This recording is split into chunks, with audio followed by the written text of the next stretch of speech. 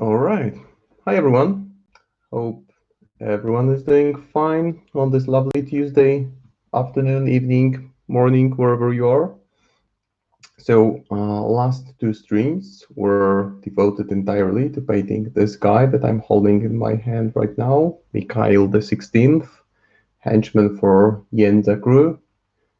Hola, buenos días, buenas tardes, hello, dzień dobry, good evening, uh, Guten Tag, I guess. Yeah, that's pretty much as linguistic as I can get.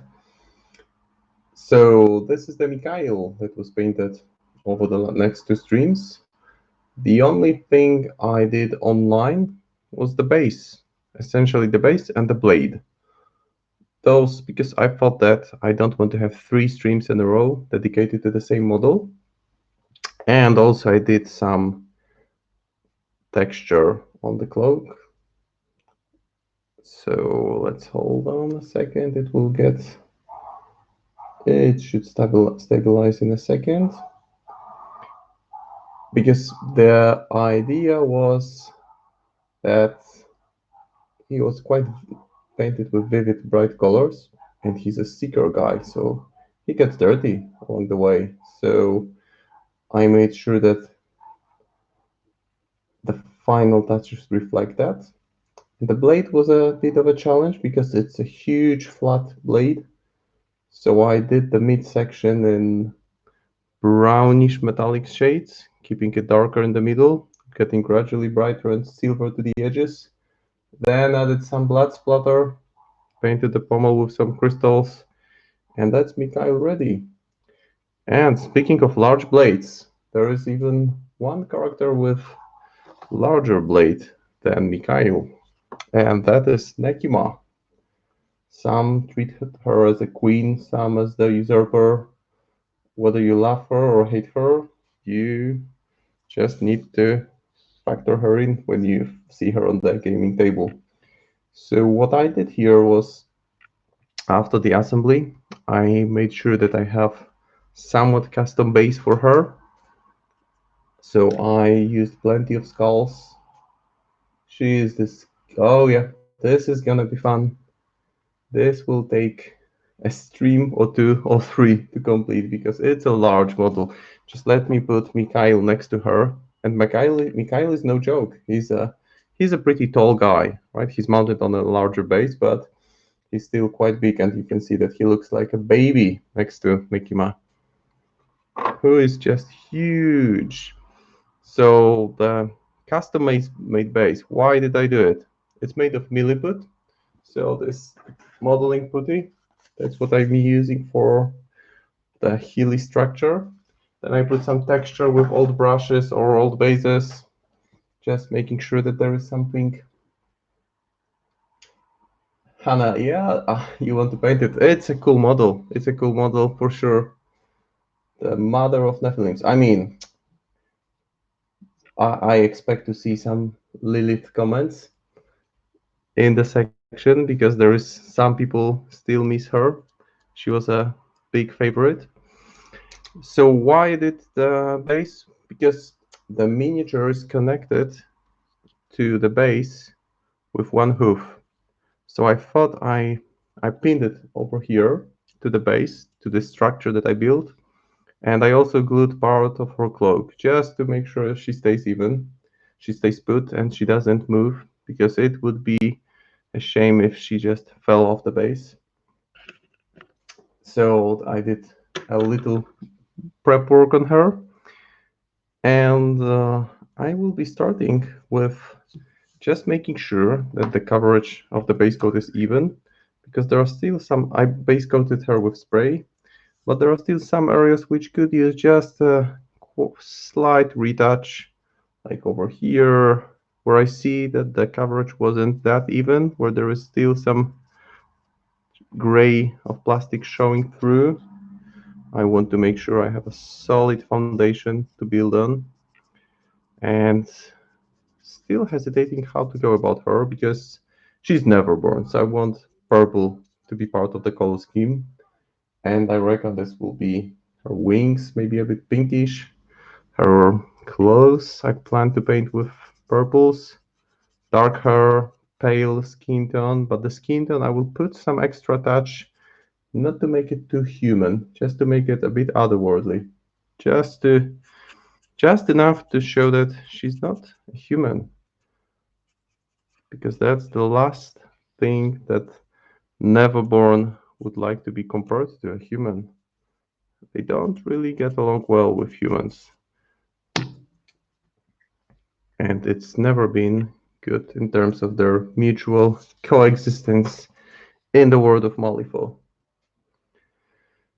So I'm just carefully reapplying the base coat basically to the areas where I see that there is a slight shade of plastic showing through. I don't want that. I want good and even coverage. There are just things you don't initially see when you spray the base coat on. And without solid base coat, it's just difficult to get those details locked in. Less concerned about those parts which are underneath, but I will still give them another layer of base coat, which is Wraithbone. That's the color I'm using. That's my default. That's my go-to spray for base coating miniatures. At least in recent months, I've switched to using that. Prior to that, I would use any kind of black. And now that I do so much work with contrast paints, I tend to use this one because it has this nice shade. It's not pure white, it's slightly muted, dirty white, off-white, however you call it. It's not pure white, and it seems like most of the colors that I typically use just work well with this base coat. And besides, there is this bottle of paint that you can get to do essentially what I'm doing now, just making sure that the base coat is all over the miniature. And I'm gonna pause here just to reflect on how awesome this model is, because there are a couple of versions of Nekima. There's this old metal one, which is super fantastic, but difficult to maneuver because she's attached to the base just by thin leg, and it's a heavy model because it's all metal. Then we have the M2E Nekima, then we had alternative Nekima, and this is the latest one, the 3rd edition version. And the level of detail is really good here. Just look at her hand, the one that she stretches out in front of her. She has some material here, some nice belts. The thorns are adorned with some kind of ornaments. They will be probably golden. And the wings, they have the membranes clearly defined. And this big sword. It's really huge. So this will be a challenge because I tend to paint weapons with pure metallics, which can look a bit boring if you just put flat metallic on. That's why I like to give a little bit of blood splatter, play around a bit with different washes just to give different hues to the metallics. Maybe I will paint it in some otherworldly blue. I'm still hesitating.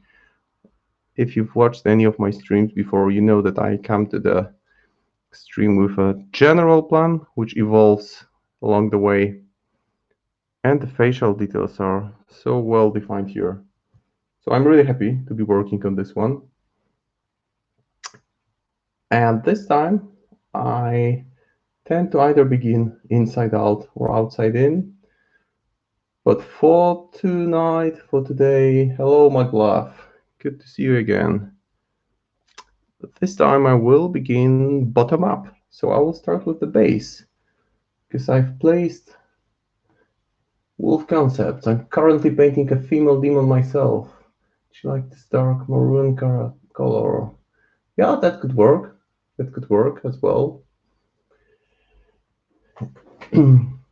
So what I will do is I will start with the skulls, and then I will work on the base, because typically I leave the base to do it offline, because I do it rather in the rather few quick steps. But for this stream, I've decided to start with it. So what better color to paint skulls than skeleton horde? So I will be applying it straight from the pot, using a slightly larger brush, because there are plenty of skulls, and each will get a base coat of skeleton horde, and I will then make sure that some of them are slightly greenish, slightly brownish, different state of decay. This is the messy natural. This is how I would envision the messy natural environment of the Nephilim. They don't really care about order. They are driven by very basic atavistic instincts. And Nekima is the leader for two reasons. She's probably the strongest one, maybe the smartest one, because she had a big beef going on with her sister Lilith, which ended with a betrayal and Lilith being gravely wounded and locked out in a magical prison. So currently Lilith is out of picture, because in the second edition you do the same base code. Yeah, contrast line is pretty good. Speeds things up, but it's not just about speeding things up. It's about just opening up different possibilities. That's how I look at it. You can change your approach to painting entirely. So I haven't used Nekima in M3E, and the simple fact is the reason is that I just don't play with unpainted miniatures. So she might hit the table soon. I also have her totem lined up for painting, the Blood Hunter.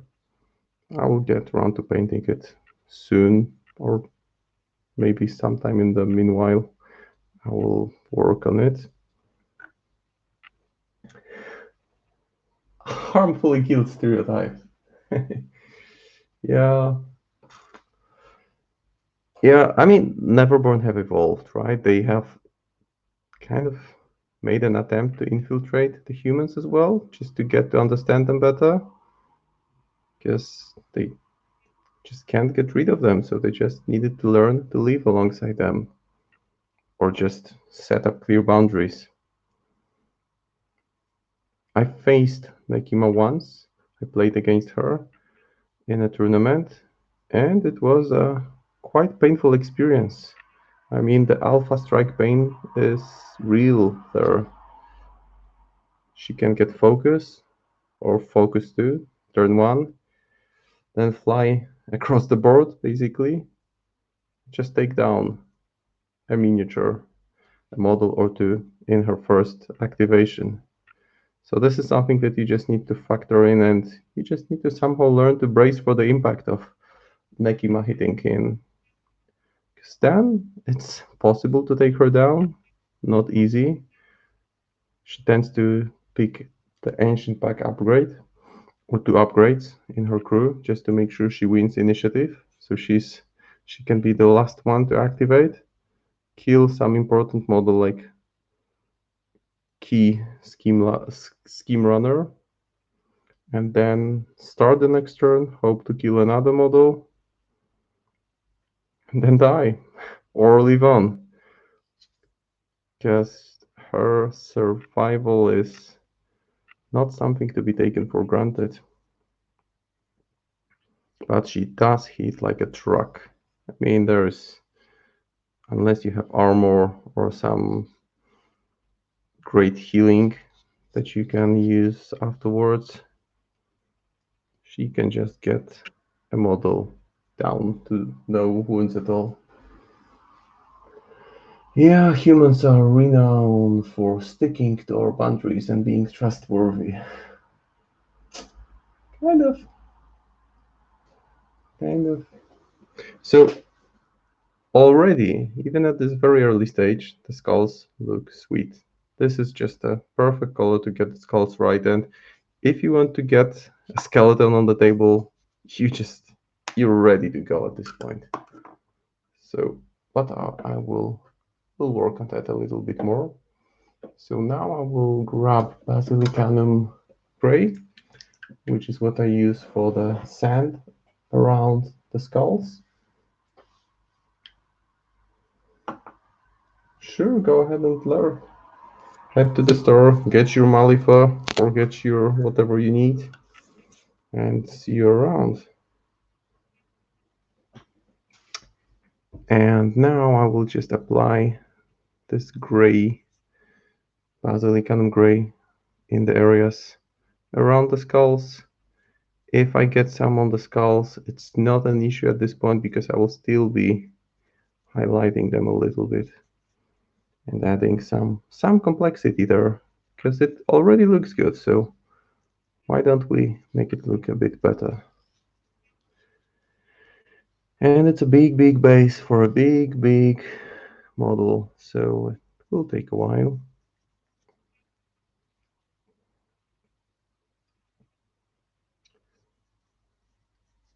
And I'm using this Citadel holder. Typically I just put blue tack on top of old pot, but I find that this one just gives me full stability and I'm not concerned about the large model becoming loose because the worst thing would be for it to just get loose and hit the floor. Fixing a broken plastic piece can be challenging, especially if it's like a horn or blade. I've had situations in which I needed to do such fixes and always a challenge. So best way to avoid such mistakes is to just prepare for them and work around them.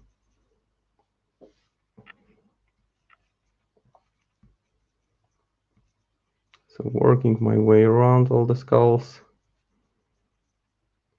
This looks super plain and uninteresting, but I will bring it to life with a few different shades in a second. So at the beginning I want to show you a fairly quick and effective way of getting the base down. Because at the end I will be using some Vallejo Steel Water mixed with dark green for the swamp mud-like effect that I have for all my Neverborn. And I actually think that her skin, since the Neverborn that I had painted before the Nephilim, are this gritty version of blue, I may as well add a touch of blue to the skin tone just to make it look less human and more Nephilim, but still have this hint of being a humanoid creature there. And as always, I strongly advise twisting and turning the model, looking at it from different angle, making sure no spots are missed.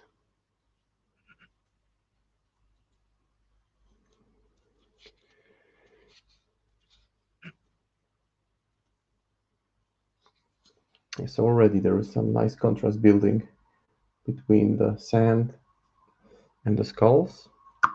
And as you can see, I'm not even cleaning my brush, just making a bit of mess on the base. But once it dries, it's just a matter of one quick dry brush and it comes to life.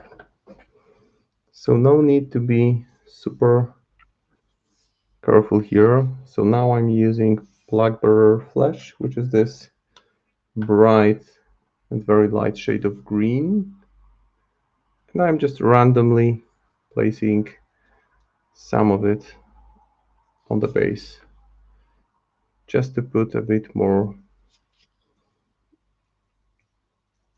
complexity, more contrast. Just simply putting more life to the base.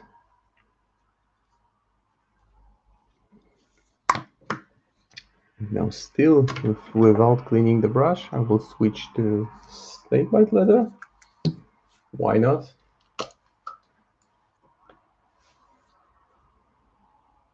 And I'll again go ahead and just apply it to a few spots.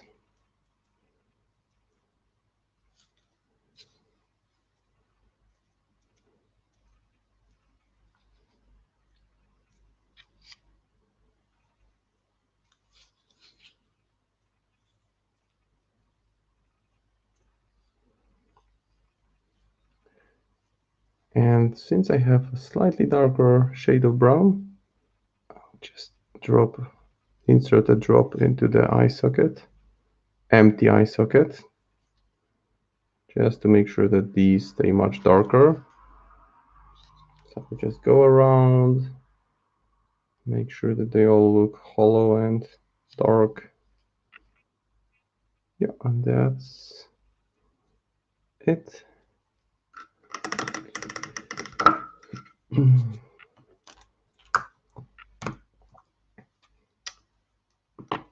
I will give it some time to dry.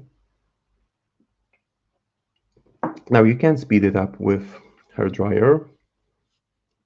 One thing to bear in mind when you use hair dryer is to remove any excess of paint. Make sure that it doesn't pool because it dries in a way that just looks a bit messy. And while the paint is still fresh, I can remove the excess from the skulls. I'll just let it dry. And in the meanwhile, I will start working on other section. Now looking at the model, it's complex. It's a complex model. So it's important to plan in a way that you cover one area, you can move on to another one, but the second area, painting the second area, won't interfere with the work you've already put into painting the first area. So I'm trying to be a bit tactical here, just looking and examining what the best approach would be. And I think I will just start with the skin, because I like painting the skin. It seems like painting the skin areas won't be an issue because I can work on other areas without much risk of messing up the work. And I like to have the skin ready just to have this miniature sort of coming to life, which is what I did with Mikhail in the previous two streams. I also started with face because it's such an important focal point.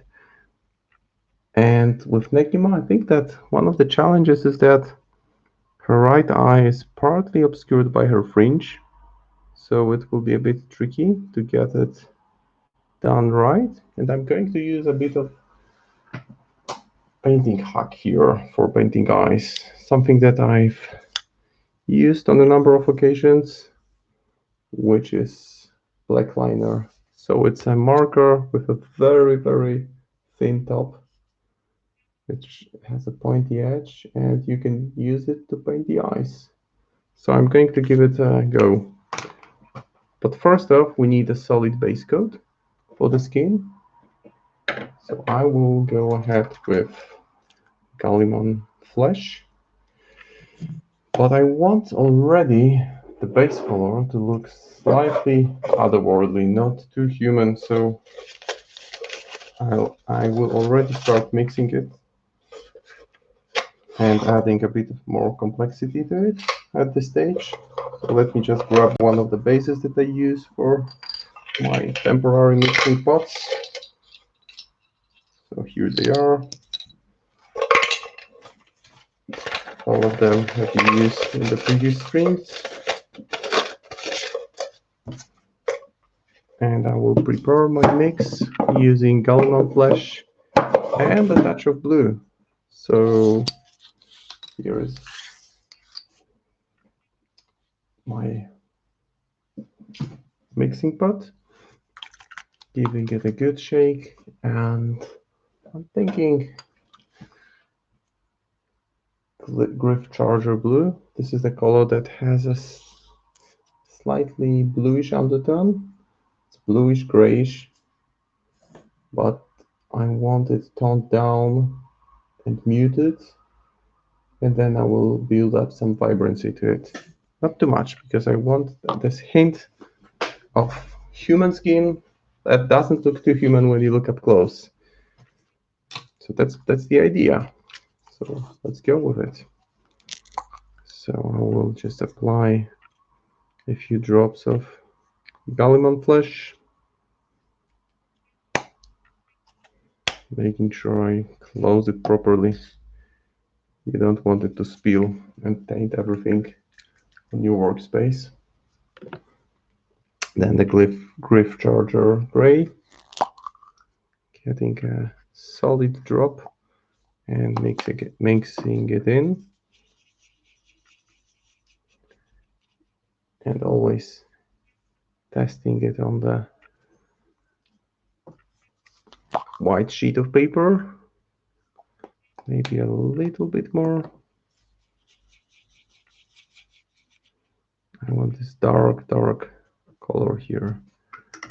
Yep, and now just to make sure that the consistency is right, because I prefer to apply it in 2 super thin layers rather than 1 thick layer.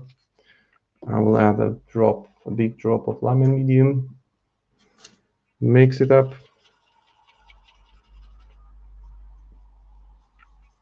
and I will start with areas which are not maybe immediately visible, just to make sure I have a color that I'm satisfied with. All right, this is rather okay. This is quite good.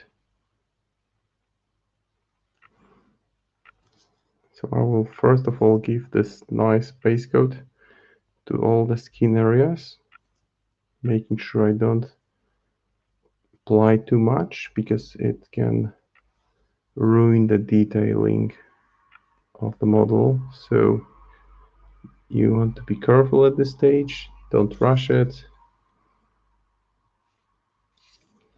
And wow, this miniature is quite big, and I will be doing my best to hold it in a way which makes following the process possible and not a challenge.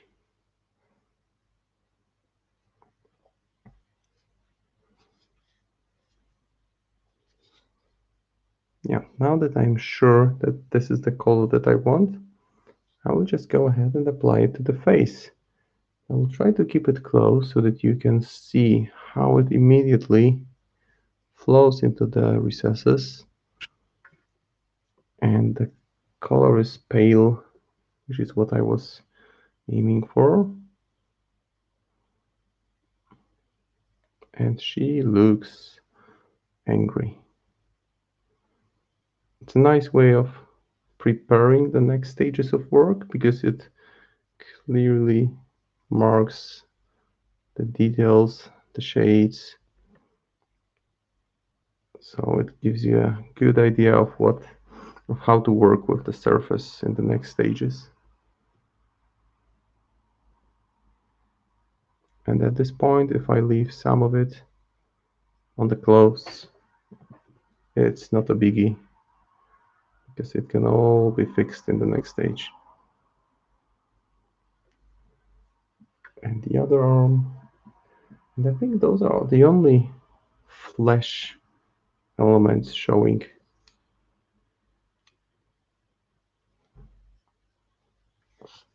And this is a very thin coat, so I will bring it a bit more with another layer. For now, just applying it on all the skin areas.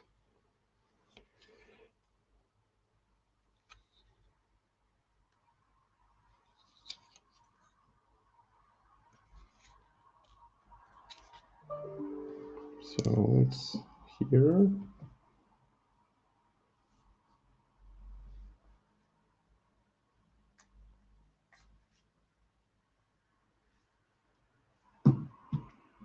I will let it dry, and while it dries, I think I can already get back to working on the skulls.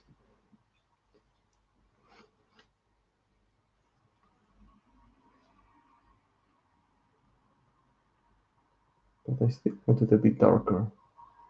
Yeah, but they will, the skulls, thank you. I'm glad you like them. But they will get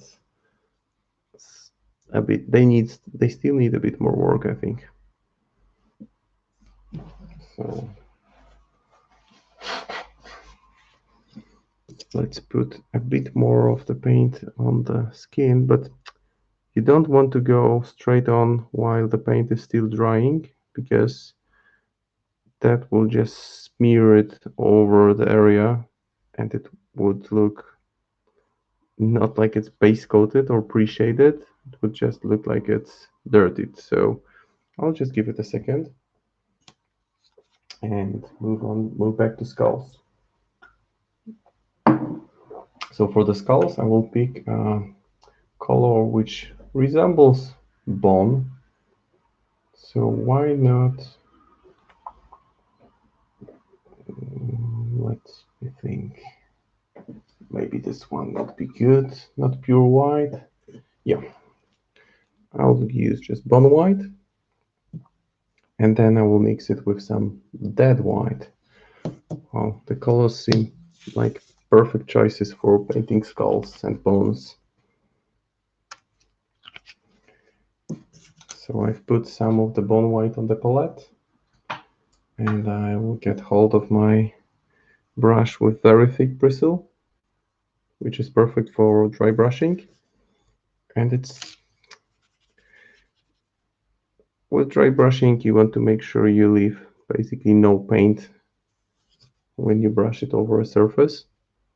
And I will just very gently brush the skulls just to pick up the details. People tend to look down at dry brushing as this simplistic method, and I think it has its use. It's a valid technique, even on high level of painting. You can paint even a whole miniature using dry brushing and get very decent results. But here it's more of mapping, just preparing the next stage of highlights. So if you look at this skull and the one above it, you can already see, like, the one at the bottom is, I would say, more three-dimensional. Just gets more, little bit more of contrast.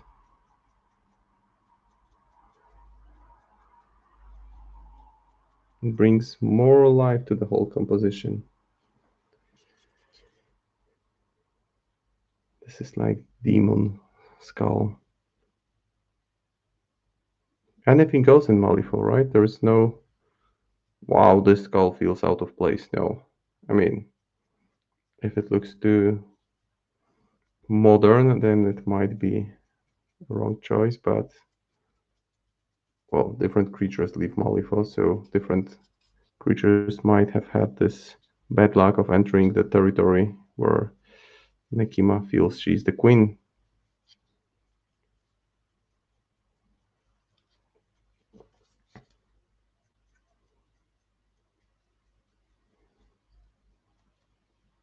That's more or less it. And now I will add a bit of pure white using the same brush. No need to clean it up at this stage.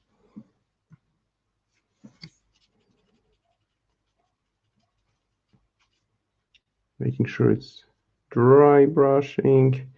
And this time I'm applying it more selectively. So just making sure that I dry brush over smaller surface just to hit the protruding elements, the skull structure. I will repeat the teeth in the final stage. But for now, just going over all the skulls very lightly. Seems awkward if I say that I'm bringing them to life, but I'm just making them more noticeable. And while the rest of the base is dry, I'm going to use a mix of bone white and dead white, so this off-white and pure white, and I'll just lightly do a dry brush on the base.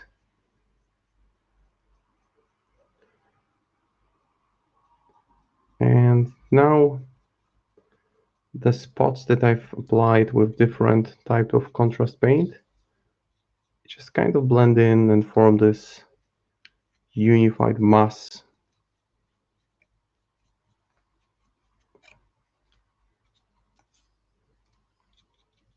Yeah, that's it.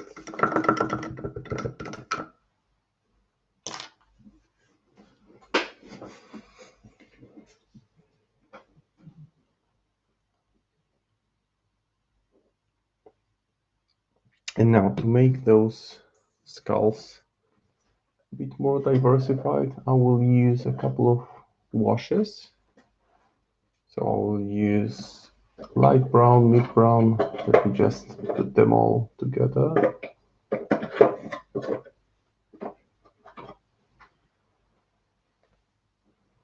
So I will start with soft tone green and mid brown, and I will put a dot of each of the shades on the palette.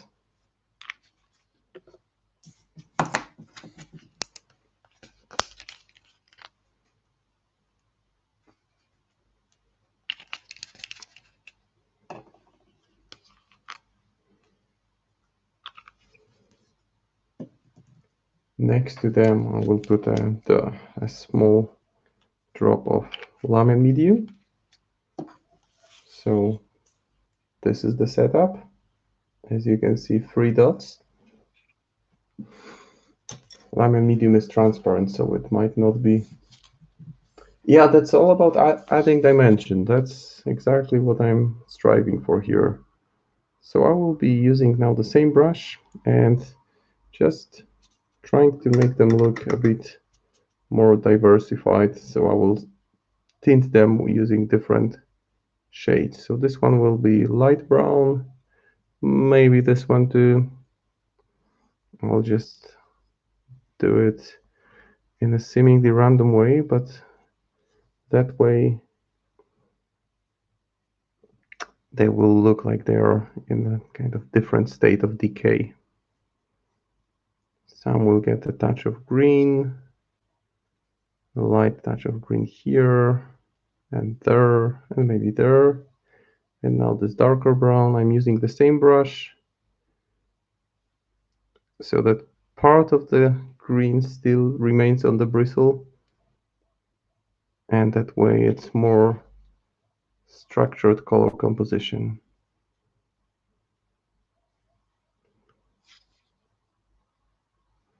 Maybe the horns, and maybe a bit more in the recesses.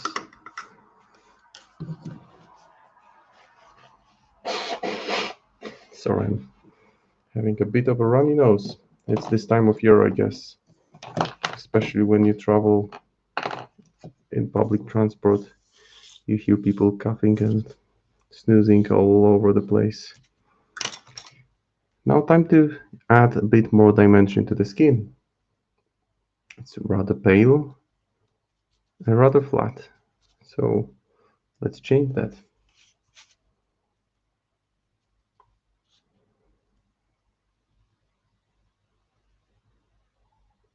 There we go. It's already getting much, much darker with the second layer.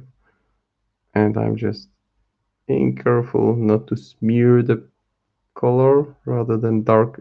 I'm aiming to darken it.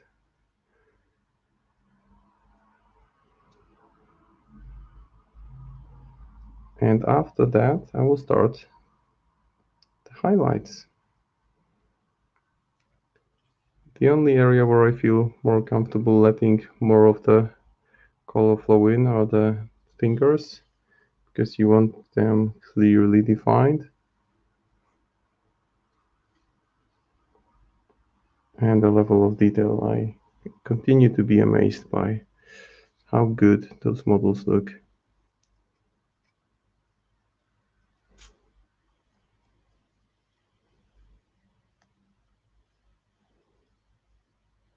I mean, every now and then I paint miniatures from other ranges, and I have a lot of respect for other producers, but I just feel at home painting weird stuff.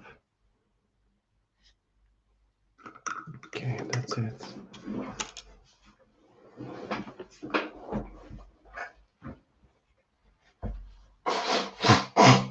Sorry. Now, for the rest of the skin, I will be highlighting it using this base mixture, to which I will add skin tone and white, off-white. So those are the two colors that I will be using for mixes.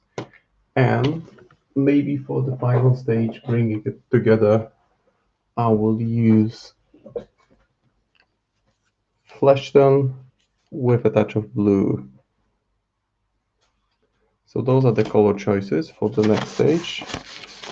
And why not start it with it?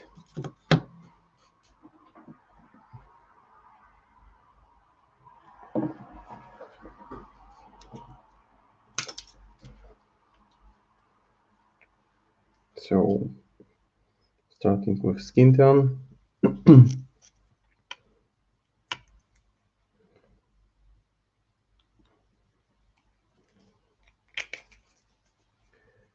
And then, no, I'll just start with this basic color.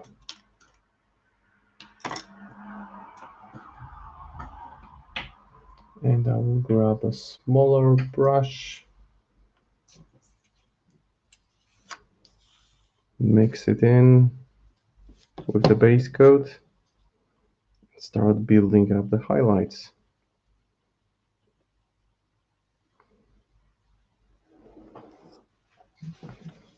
Making sure that the consistency is thin, because it's just easier to build smooth transition when you use paint that is thinned down rather than painting straight from the pot.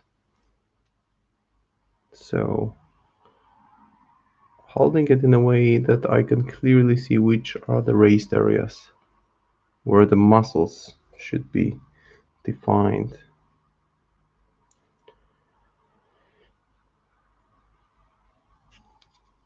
It's just the first layer. Each successive one will bring extra layer of color, extra layer of complexity of dimension. Just want to make sure that I paint the areas which have completely dried.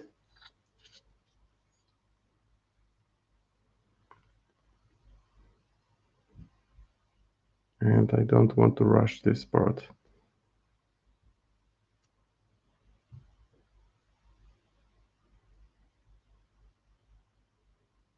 She even has nicely formed fingernails.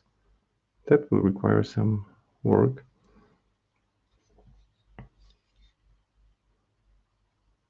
I wonder what she does to get her fingernails looking so perfectly shaped. What do you do if you want to get your fingernails done properly and you're an angry Nephilim female demon blinded with bloodlust?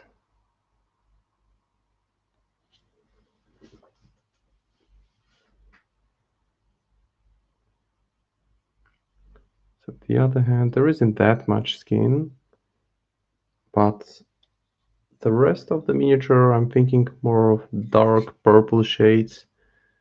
So this pale skin tone will stand in big contrast to what I have in mind for the rest of the model.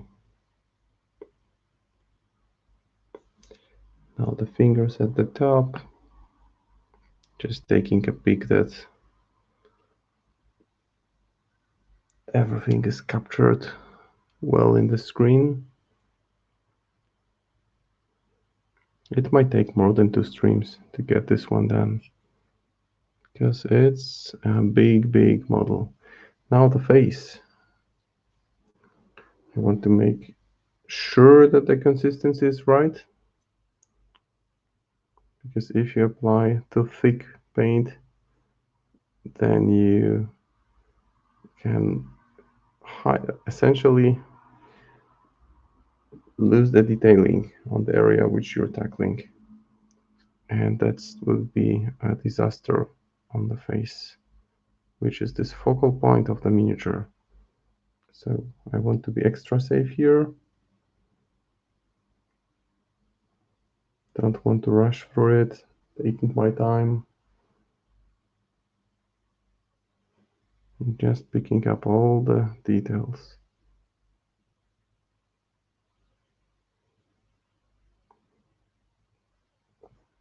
And she does look angry.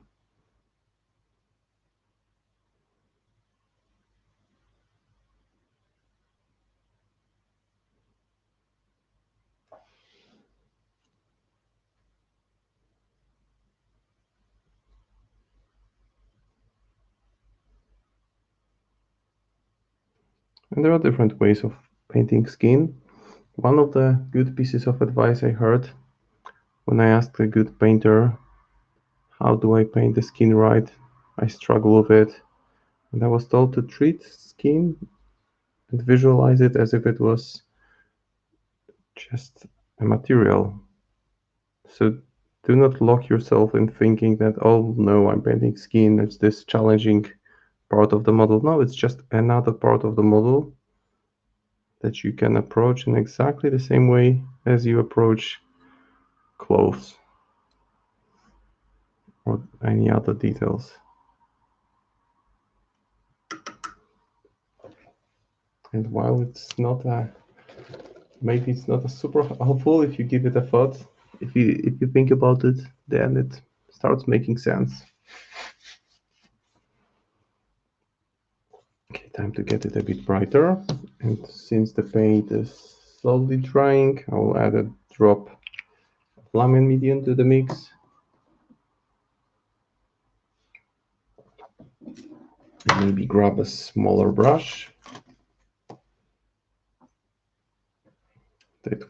This one should be good.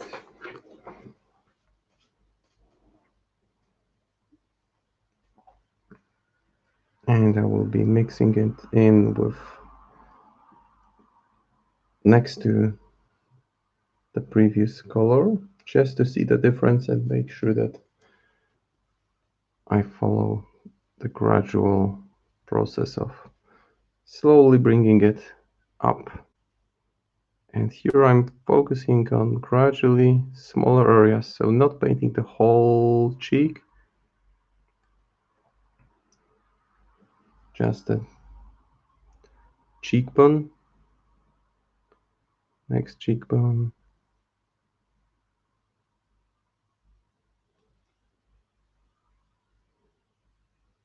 making sure I leave some of the previous shade showing through. So the worst thing is to hurry here, because there is not a huge risk of making mistakes here, because it's a process. So you can still get back to it, redo some elements that you don't feel happy with.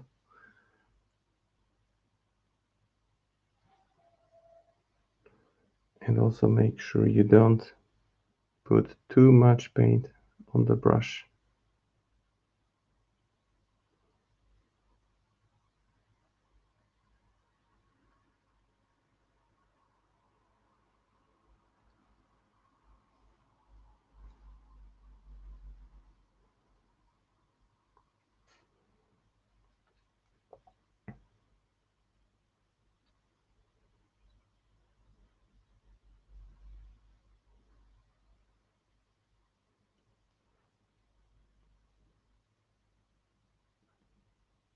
So building this successively and applying one thin coat rather than thick coats, because these could be worked on by just going over the same area with very thin, with a paint that is thinned down, considerably.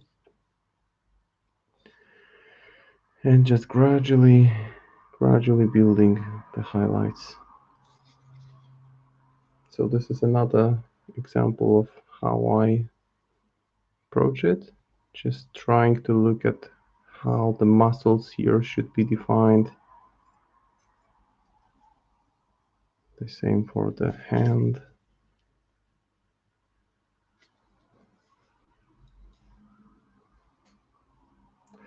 For the wings, I'm thinking, depending on how I paint the clothes, because if the clothes I plan to do the hair clothes black and purple, maybe slightly pinkish. So maybe pink, but this kind of desaturated pink, not very vivid shade. I reckon I might just do it in a slightly similar way to what I did for the Nephilim. So that way the main body will be pretty dark and the wing will be much brighter.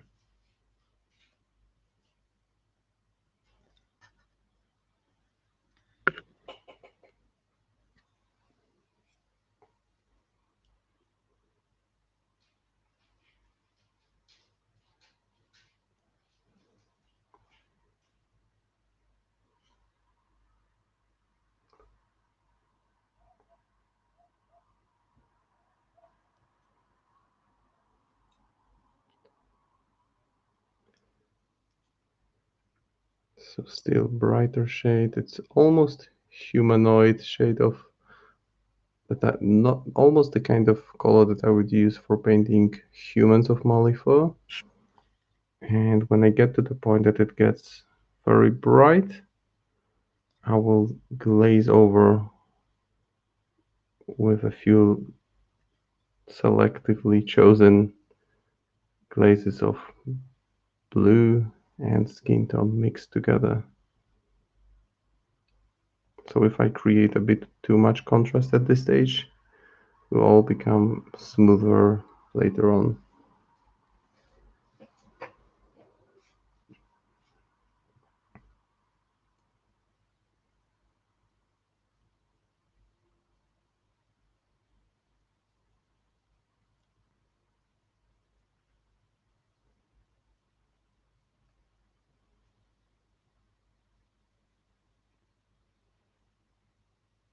It's a bit tricky to paint it the way I want it, bearing in mind that I still need to try to hold it in a way that it makes it possible to follow.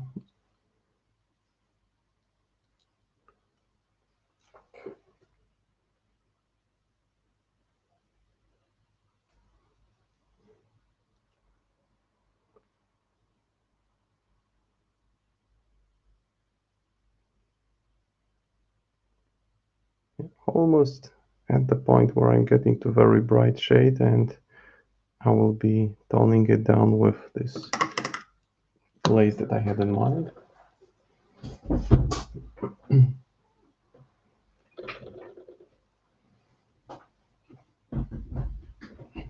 My cat was locked out in the corridor and has been scratching at the door. He doesn't like to be alone. Now he's purring at me, showing his disgust with how he was mistreated.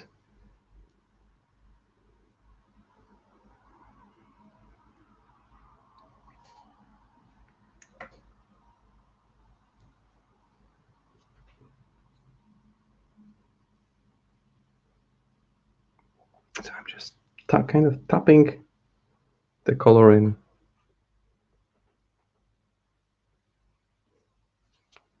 Now if it's a bit too much, I can just clean the brush, remove the excess of it, eat some of the paint along the way. It just happens. That's why for me it's important to have a clearly distinctive pot in which I keep water, so that I don't confuse it with drinking water or anything that I have to drink. Once I have made this mistake of placing a cup of coffee or tea next to my painting pot, and trust me, this does not taste well.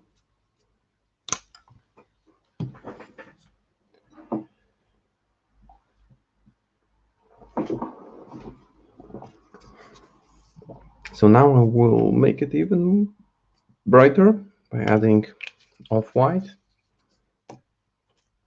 mixing some of the skin tone with this off-white, making it super bright.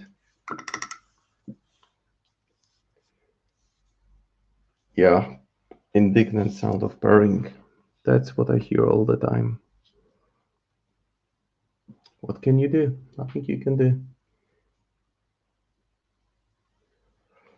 Yeah, cats are part of these streams. Actually, I've seen some cats around the streams. Well, cats rule the internet, right? What's up, buddy? You want to show your pretty cat face to the stream? To your fans? Show that you're prettier than Nekima? There we go. Let's just show you. Oh, right. You can sit in my lap, but don't move around too much. There you go. There is the cat making an appearance. Probably his first or maybe the second in the stream. He's this super chill guy. Yeah, kitty. His name is Boycott. A boycott, which is a kind of play of words, because Polish word for cat is kot, and boycott means the same in Polish as it means in English. So he's a cat that boycotts everything. He's a sweet boy. He's an old boy. He's like 11 plus years old, so he's a senior for sure. So he just spends 90% of the time sleeping. Then the other 10% is eating, walking, and doing things which are needed to be done before he can doze off again. It's a kind of dream life scenario. Who wouldn't like that? Boycott. Yeah, that's it. That's it. No. Keep calm, buddy. Settle down. Yeah. Not sure you can hear the purring, but the purring is here. So I'm just taking my time to pick up the work on gradually smaller surface with very thin consistency. Bless me. Sorry.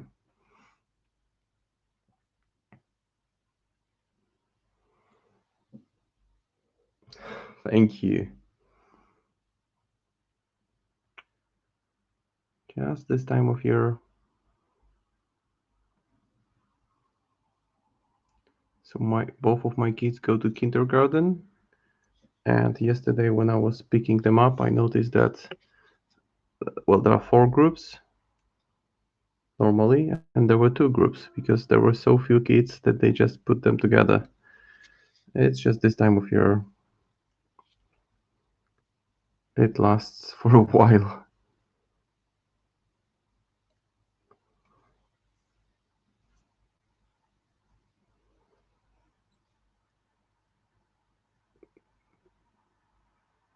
Now making sure I work on smaller surface.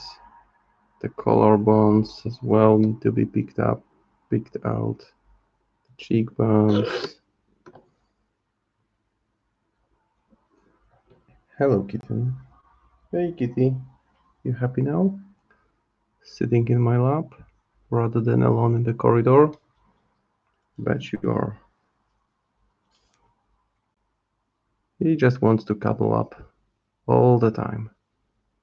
Can be a nuisance during the day, but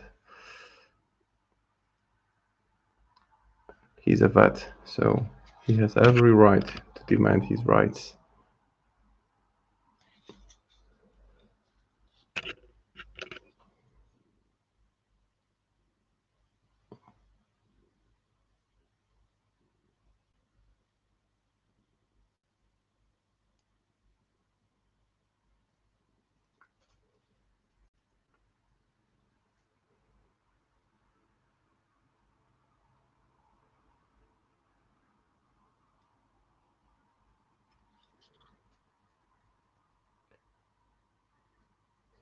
So this is probably the penultimate highlight that I will be placing, but as you can see, the face is already looking, there is some depth here.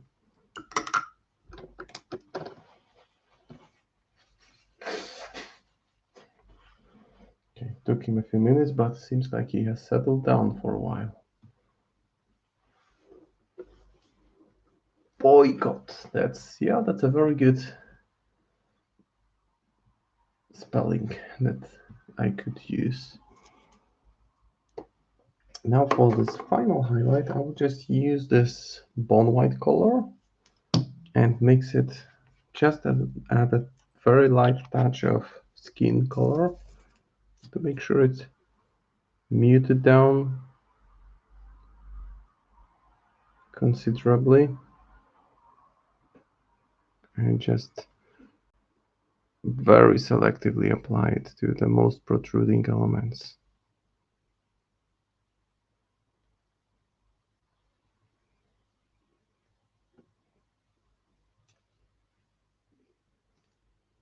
And then I will follow up with a bit of glazing, because glazing, it's not the same as washing, because when you wash, you want to get immediate effect. You want to clearly see the difference. Like I did on the skulls on the base, right? I washed them and they immediately changed the saturation. They immediately start to look different. And for glazing, it's more of a process. It takes a couple of goes to get the color in. And glazing, I tend to look at glazing as if it is filtering. So putting kind of filter on selected area.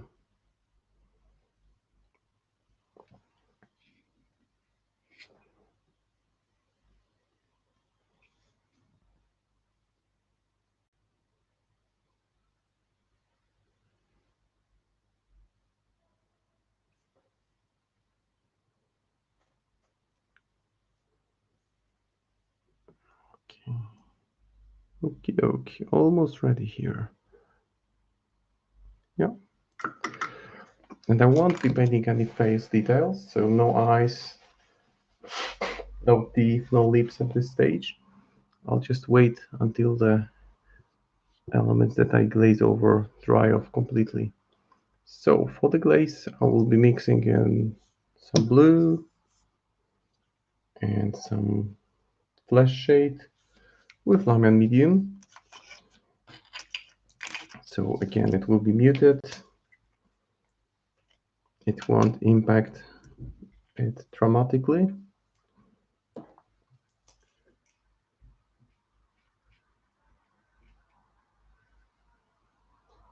Rotten Harvest box. Oh yeah, that's a good box. I didn't get it, and I kind of wish I did, but maybe I will get it at some point, maybe next Halloween. But those are super sweet miniatures. And you did a really good job on them. I like them.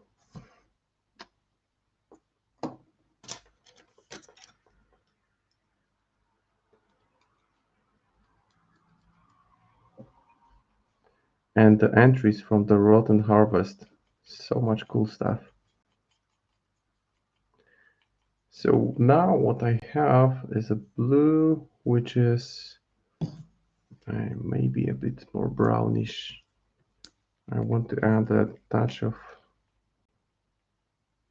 human tone to that. So adding a bit more of Reichland Flesh shade and a bit more of lime and medium. But I fully agree. The community is amazing. I mean, it's so positive. I don't recall. I mean, sometimes people get angry, get upset, and get into arguments, but overall, I don't see much negativity whatsoever. And I've learned a lot. Trust me, I've learned a lot just by looking at other people's amazing works, asking questions. So, time to glaze it. You should be able to see it doesn't impact the structure that I have dramatically. Just a bit of shade, barely visible the first time around. Then I wait for it to dry. Rinse, repeat. Yes, the community deserves a lot of love, and we are spoiled. Really, I mean, that's one of the things, apart from having this super cool universe, which is populated by amazing creatures that they've come up with, just about being decent human beings and being involved with the community, listening, just respecting them.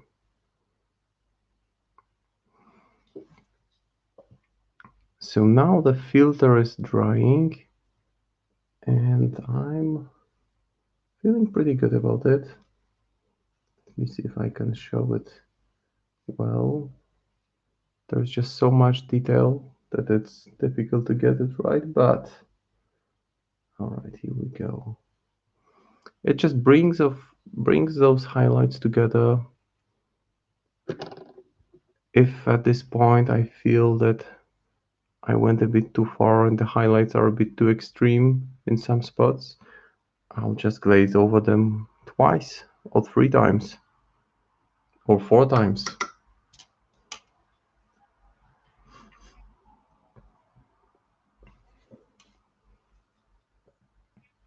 And again, I keep on reminding myself to just look at the model from different angle.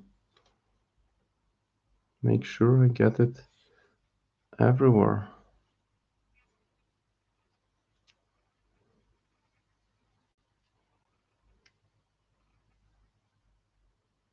A bit darker around the nose and mouth.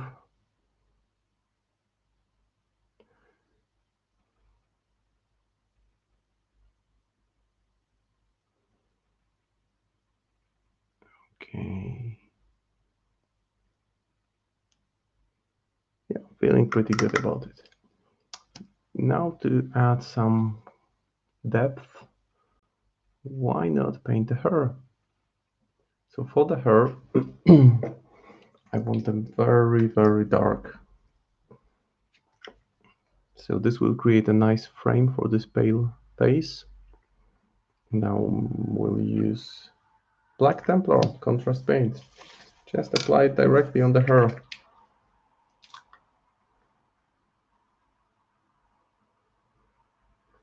Favorite new look for a master from Burns?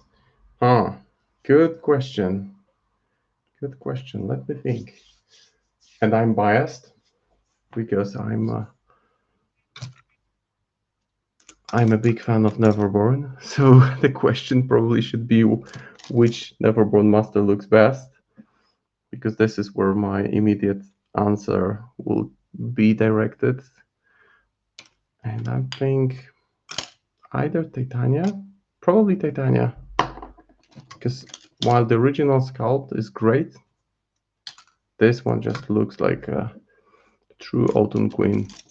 So probably Titania. Though it's hard to say. Master. What other master? Nekima, the new Kima. The Nekima looks super cool. Quite different than this one. Less ferocious. More subtle. And maybe the crazy Zoraida. But I think my answer would be Titania. How about you? Which one do you like the most?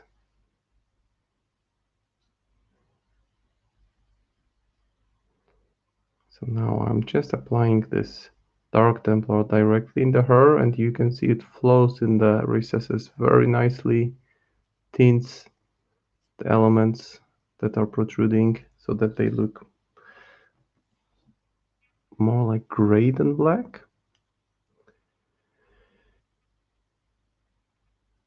But it's good that you asked about masters, because if you asked about favorite miniature, then I would have a headache. Because there's so much good stuff. But also the new Mataket in this robot is just such an amazing concept. This one looks also super cool. So yeah, that would be probably my second pick. I want to paint her one day. I'm never going to play her. I'm not going to buy into another faction, but I would like to paint her one day, just for the fun of it. Who wouldn't like to paint a gremlin lady sitting in a huge robot? Yeah, she does. She does. I'm curious because the new range of those large iconic models, and if you follow weird social media, you must have seen what an amazing job Mr. Angel Giraldes did on the new Sonia. Just epic, absolutely stunning work. And we saw another one which looked like either Titania or Lilith. I'd be curious to know which one that is. Guess we'll learn in time, but would be great to know.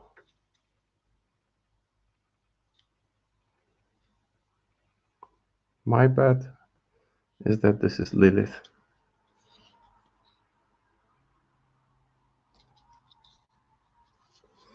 Oh, the red caps. The red caps, I saw artwork. It's like this mini hooded rider. I like them. I like them a lot.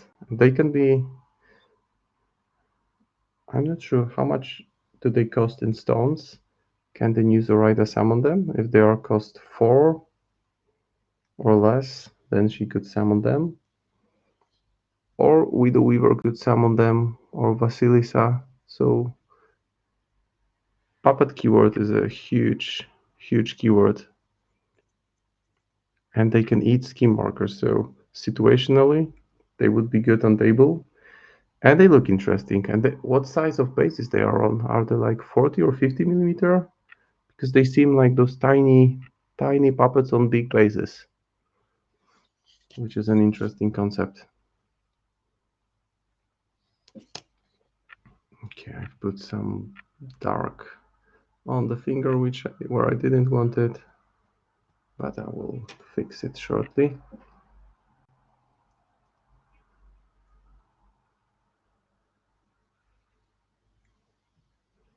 Just a quick fix here. Hobby rescue. They cost 5. Okay, so they cannot be summoned by News or Rider, but they can be summoned by other Neverborn henchmen. So Widow Weaver could summon them, I reckon.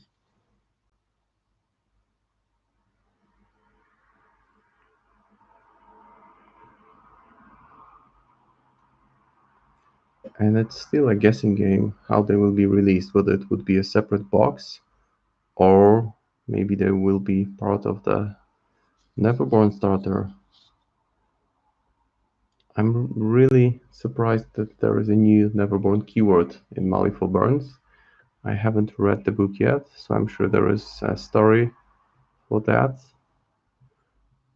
I mean, there has been a story in Through the Breach, I believe, already in the From Nightmares books. A book, rather, or one shot, however it's called. I'm not that familiar with Through the Breach, so correct me if I'm wrong. But I think that the character of Klaus has been introduced there. So now just putting some basic definition on the hair.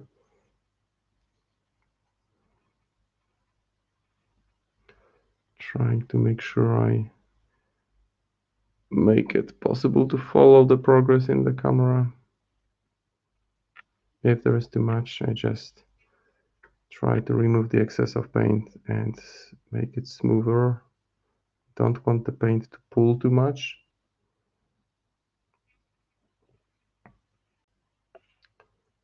But out of all the models, the one that I'm mostly looking forward to painting from Malifaux Burns is the Kurgan, however you pronounce it, because it's size 4, I believe. So it must be a huge model on 50mm base. It's basically like a walking forest. Walking forest with a Juju or large Waldgeist in the middle of it. Just forest crawling to smack you. And there are some little birds, apples, so much detail there. It's like a diorama, like a walking diorama. So this would be the one. Oh yeah, expansion book. Yeah, thanks for correcting me. So the Kurgan is the one that I feel needs a lot of hobby love. It would be a big project to work on. So very much looking forward to the general release where I get the opportunity to paint this guy. Super impressed with the design there. And I heard on one of the podcasts that there is a pretty cool backstory about it, like gremlins poisoning swamp with some toxic waste and just creating this with some toxin, with poison and magic. And this is like what they brought to life, essentially. So quite a cool story for a big model to be created by little mischievous guys. At least that's the gist of it. I don't know in-depth version of that. Just think about those little unruly gremlins drinking their alcohol, having a party, throwing things in the swamp, putting in some magical items, and all of a sudden realizing that there is this huge, nasty monster that they've created along the way.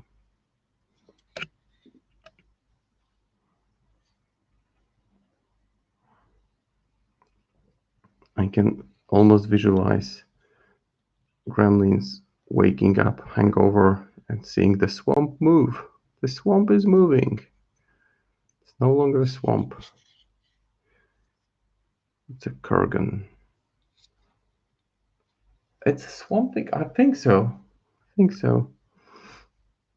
It's a good comparison. But I'll stress it again, I haven't read the fluff in that book yet. It's just what I heard in one of the podcasts.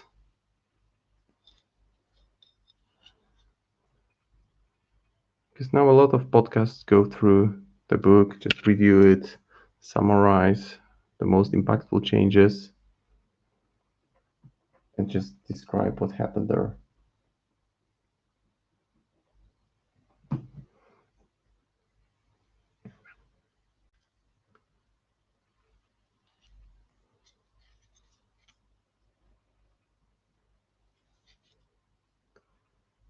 Yeah, so as you can see, the hair is already providing a nice frame to the face. How much impact it made already, even if it's just Black Templar, and it already looks decent. It already looks good. This is the great thing about contrast paints, that you just apply them and you're good to go. If you want to quickly get the base color in and play with painted miniatures, perfectly fine. So next I will paint the eyebrows. So locking more detail in. And again, I'm moving the brush before I touch the surface of the model. Yeah, so this is the eyebrow, and for the teeth, yeah, I will pick them out with a very thin brush.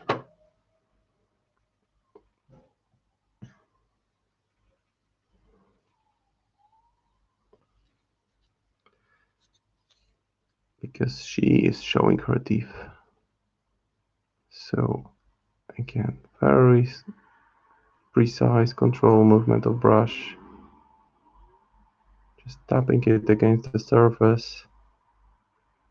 It's a large miniature, but you would be surprised to find out how narrow the space is to put the teeth in.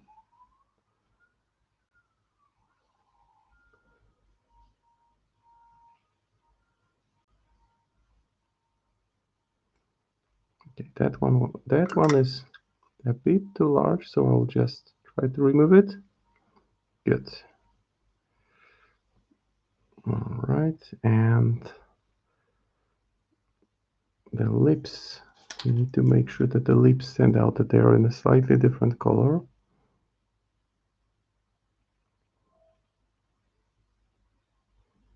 Just retouching the cheekbones.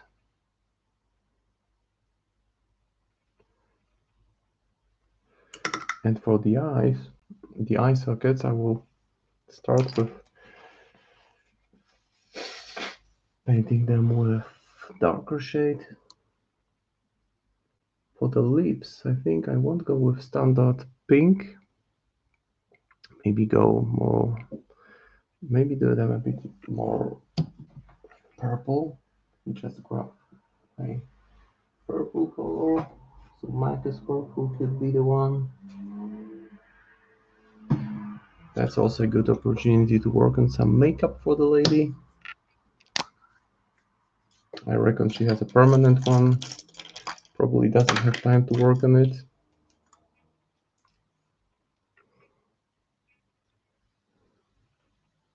So I will be using Magus Purple.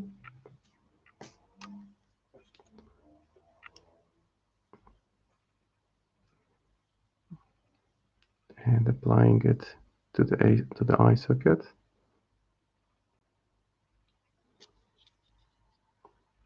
Then to the other one. The challenge will be that the right eye is not fully visible. So that will be a bit tricky.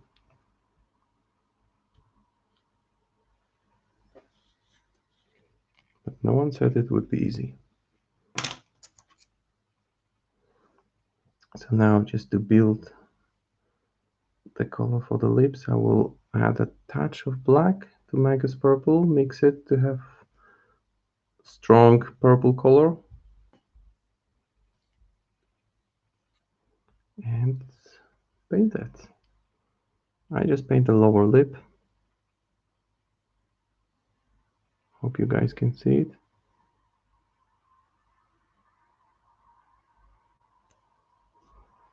Make sure it doesn't flow in, because that would mean that the teeth are not that clearly visible.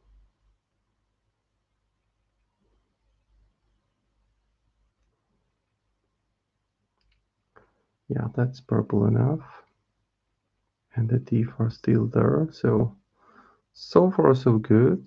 Maybe a slight retouch of purple here.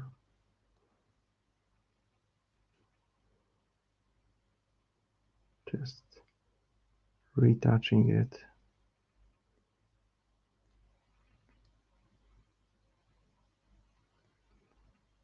Okay.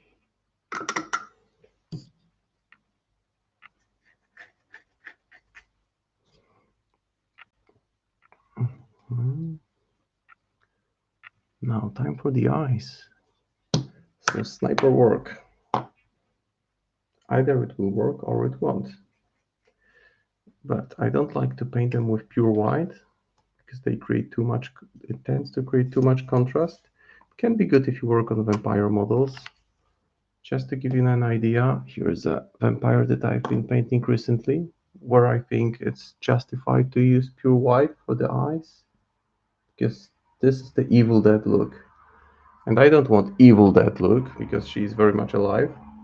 So I will tone down the white with a touch of bone white. And try to get them right the first time. Just in case I have a brush which is damp nearby, if I need to fix it quickly, making sure the tip of the brush is solid. And on to the challenge. Left eye.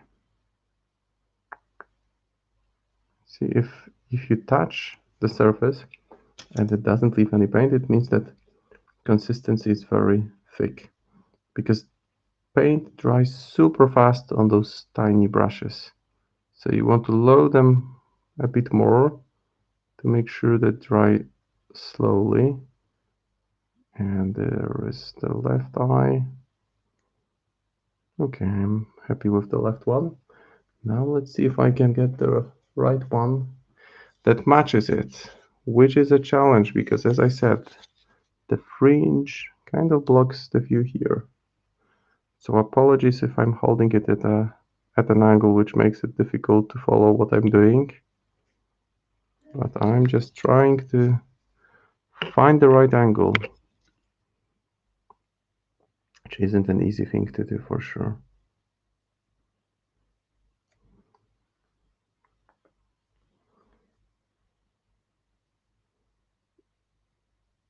It's always possible to reframe it and redo it afterwards, but for now I'll try to get it right the first time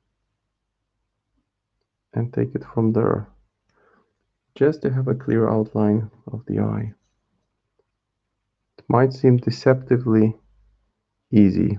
What can go wrong when you paint eye on a huge model like Nekima? Well, a lot can go wrong, because the main challenge is not only painting them right, but making sure they are even.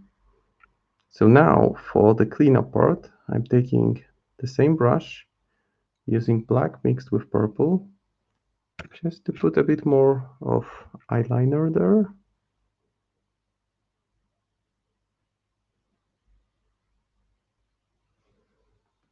Okay, there we go. Now it's focused.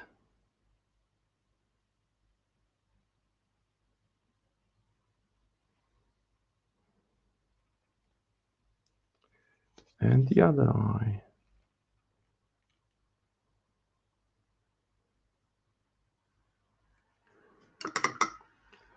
And maybe I will repick some of the teeth, just to make sure they are well visible.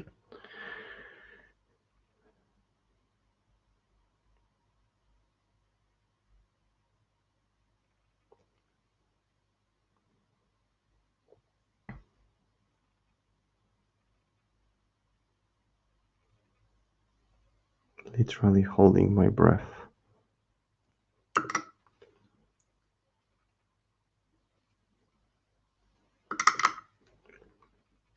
And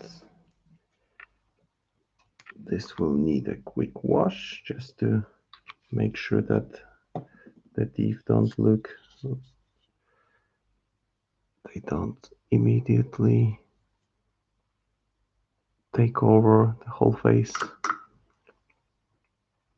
Yeah, so almost there with the face. This is the progress. She looks angry. The transitions are smooth from the shades to the cheekbones and nose and other elements. Yeah, angry lady. Now the hobby hack, painting hack. So for the eyes, for the pupils, I will be using this thingy, black liner. So it's a marker, 0.2 millimeter, so really tiny. Just to put it in perspective, let's grab this Mikhail for a second, and here is the tip of the marker next to his face. See it? It's so tiny. So I will use it to paint in the pupils. Let's see how it goes. I better get it right.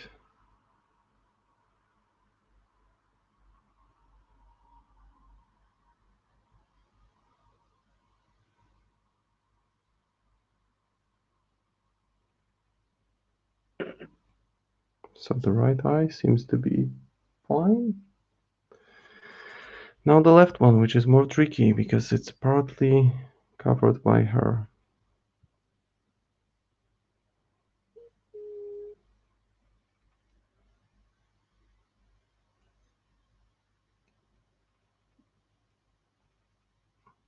It's not perfect, but I can still fix it.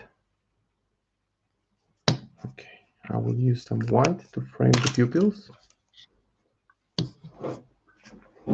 Molotov pen, yeah.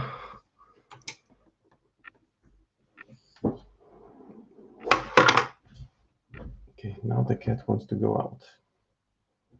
Bye bye, kitty. See you on the next stream. Just let me tweak the eye a little bit before I move on to other elements.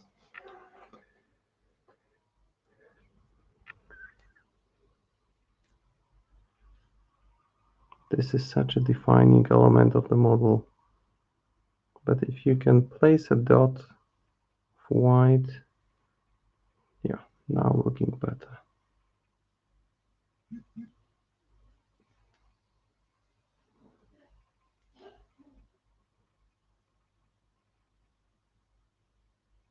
All right, so there is the face, the angry Nekima face. I think I'm happy. Maybe a slight touch of black to the right eye, because that right eye is just challenging because you don't see it completely.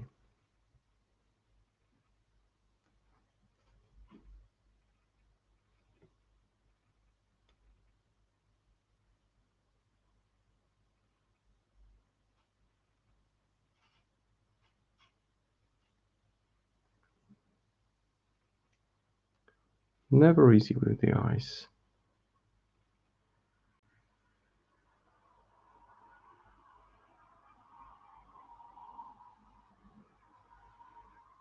Typically for the Neverborn I paint the glowy eyes, which are a bit easier because you don't need to do the pupils. And now it's looking okay. Let's just wait for the focus to lock in. There is the angry lady. All right, now I can start breathing in and out regularly. Just tend to hold my breath for a long time. It's like bowmen. They release the arrow at the moment between releasing a breath and taking it in. And they synchronize it with heart rate. I mean, the professional marksmen, they do it. So it's a bit like that, where you need to find this right moment to apply the paint. And now I will look around to identify the spots that I missed with the hair. I'm thinking that for the next stream, I may just do some base colors to work from, just to have more going on. So not doing maybe the entire process from scratch during the stream, just to make sure I can show you guys different ways I paint the different types of clothing that she has. Yeah. Now a bit more on the skulls. I will just repick some fine details. And again, it's not pure white, but off-white, but very light shade. And I would just be lightly touching on those elements like teeth.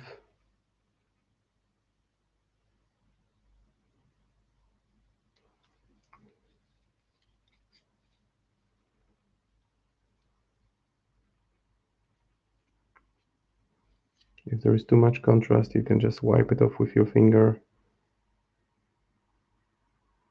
But if I place just a small dot of much brighter white, what I get in the as a result is that the eye sockets, the holes after eye sockets, they just look much darker. And again, just they bring more dimension.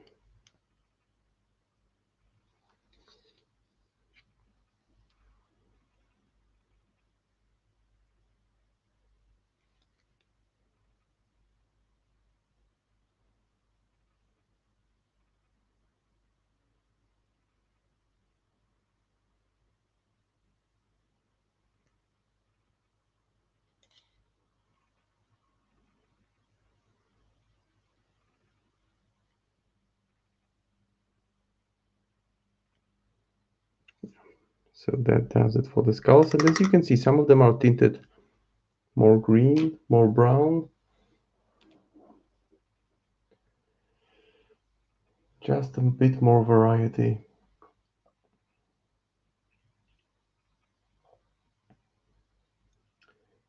So now for the rest of the model. I'm thinking I may tackle the horns or the purple cloak. Maybe I will paint the internal part of her clothing, going inside out,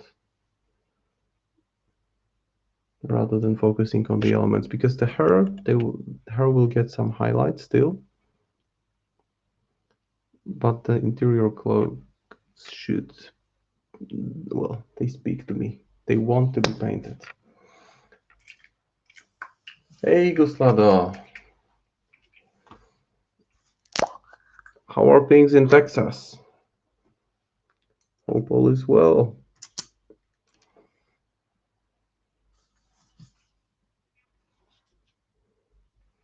I'm sure you've already painted some, at least, of your Gen Con purchases. Really enjoyed the carries that you were doing on the stream. Those flaming wings look so cool. Well, it sounds bad, right? Flaming, cool, but you know what I mean. Although it sounded odd. So now I'll just lock in the core color that I want to have here. Good to know things are well.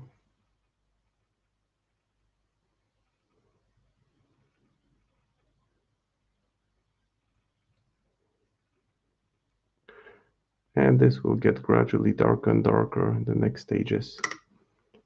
Now for the vest that she's wearing, or for the cloak, because it's a kind of cloak, I will start by repicking it with core white.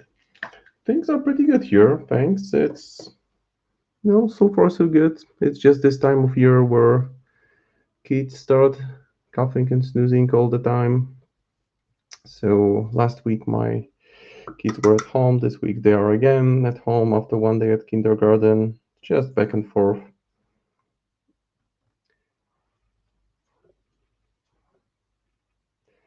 But it's nothing serious. Just life.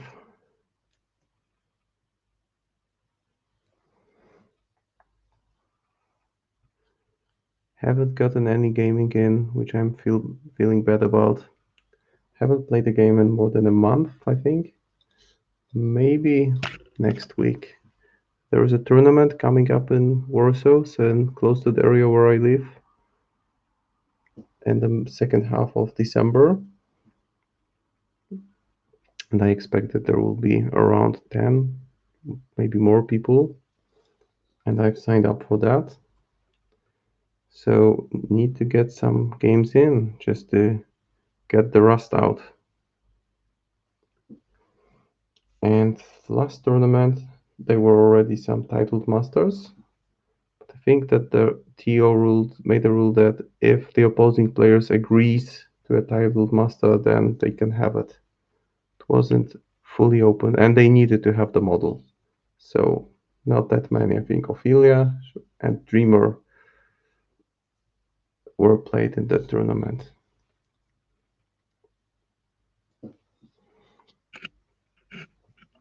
Has any one of you guys played any tournaments recently or any games in testing new masters? Those will reshape the meta. I'm sure that, well, so far we see it on the Vassal only, but once they hit the shelves at local stores, we'll see what kind of impact it brings. Oh, you run a tourney. Okay, so you were the ringer. So who won? Which faction won? I'd be curious to know. And did you see any titled masters? That's interesting. So carefully repicking the clothes with Wraithbone, and following that I will start tinting them with purple. We played under construction paint. I played some games testing the new titles. Then the tournament I played 2 weeks ago said that we couldn't use anything from Mali for Burns yet. Oh, that's a bummer. Okay, the titled masters aren't in the app yet. Yeah, it's fair enough. People need some time to wrap their heads around what these new masters do, how they affect the game.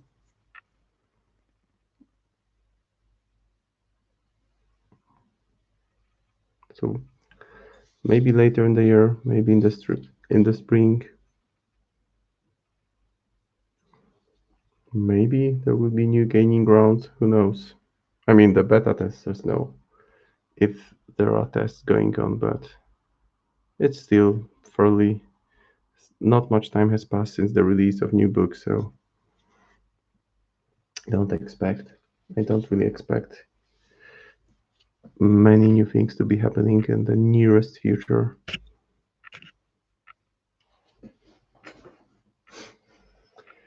Next turn, yeah, just give people a bit more time. So I'm slowly repicking where the clothes were tinted with the skin tone, only to put them to purple.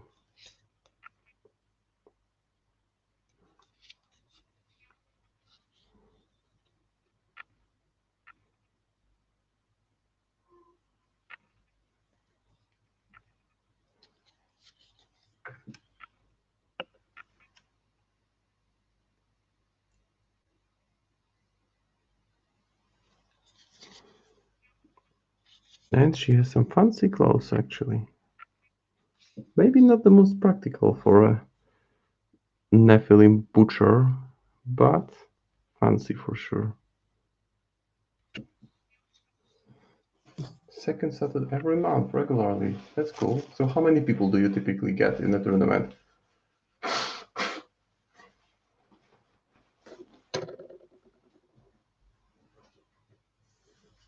It's great that you have some consistency, because if you just have the regular tournament, then you solidify the gaming meta in your area.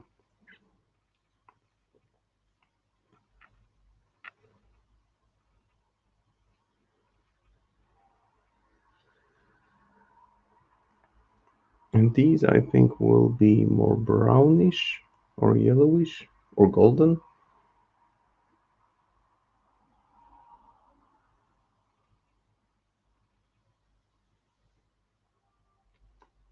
Just retouching all of that.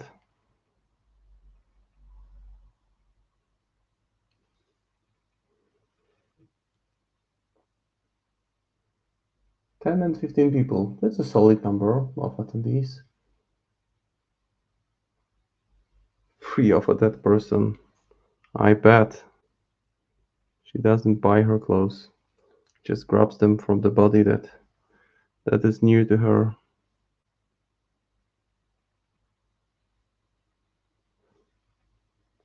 Just have a hard time visualizing a Nephilim tailor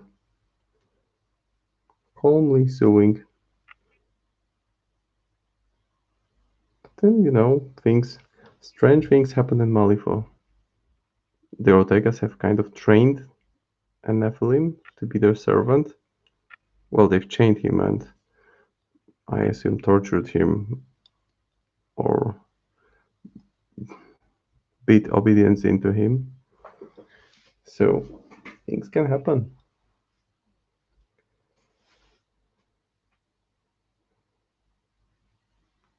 Driving in from San Antonio, that's cool.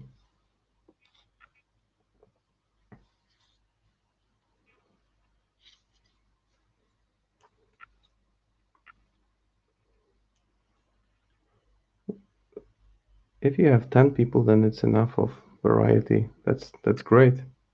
Last tournament in Warsaw was 8 people, I believe, but a lot of people didn't show up who meant to be there, myself included. So I'm glad it took place at all. Now to redefine the bluish gray on the midsection, I will reapply Glyph Charger Gray.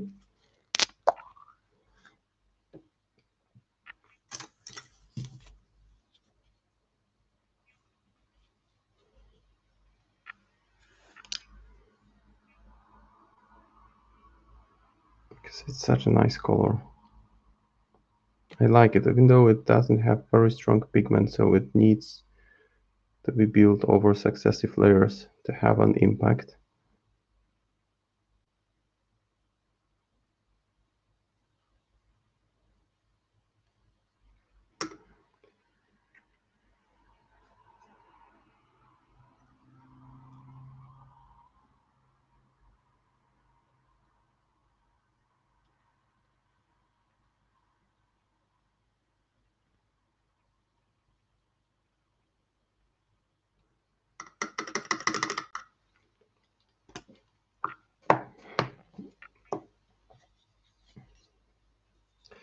And I will continue clearing the areas where I tinted the model with black, just to make sure I get smooth surface to work with for the purple part, because this part of the model I want like some solid purple going on there. Dark purple with gradual highlights towards, maybe a touch of pink even on the final highlights. Purple is one of my favorite colors to work with. I really enjoy painting clothes with purple.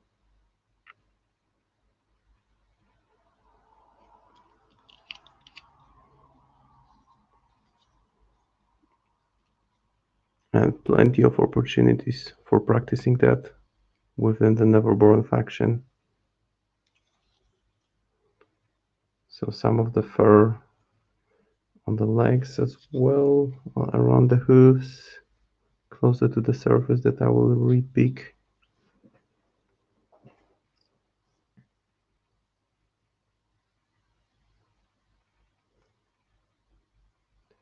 Yeah, so the focal point, the face is pale, the internal part of clothes will be toned down, but at the end this will be contrasted with dark purple and pink on the wings. Or maybe a touch of blue even.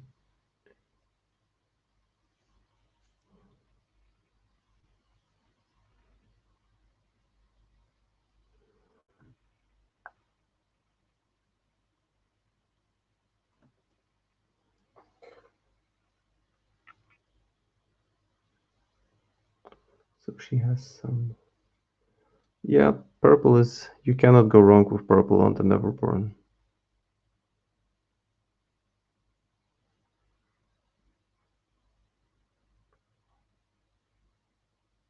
Oh, and that cover that you painted, Guslado, the one that you did on the stream with the cornfield, that was nice. That was nice. I have the old metal version, but I saw some people do crazy things with the, yourself included, with the carver, the plastic version. Super cool things. There was one quite memorable entry in the Rotten Harvest competition with Carver. Such a good job there. So if you guys haven't checked out the announcement, make sure to visit the forums and look at the competition entries and the winners. Plenty of good stuff there.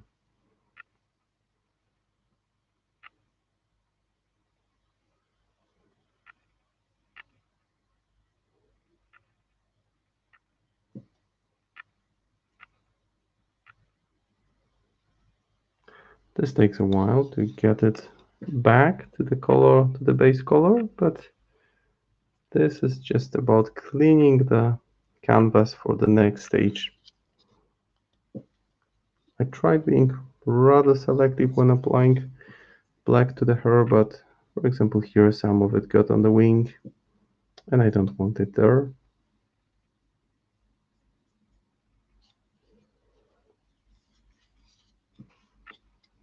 Yeah, that cover was ace. Really good stuff.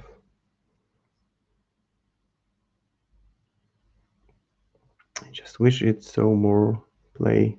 It seems like a model that's missing a little bit to be up there with other similarly costed models in terms of soulstones. Maybe the damage track. That's what puts people off. But it has some solid synergies with Pandora and Dreamer. I haven't used it yet. And it's roofless, which is a good thing, especially against rezzers.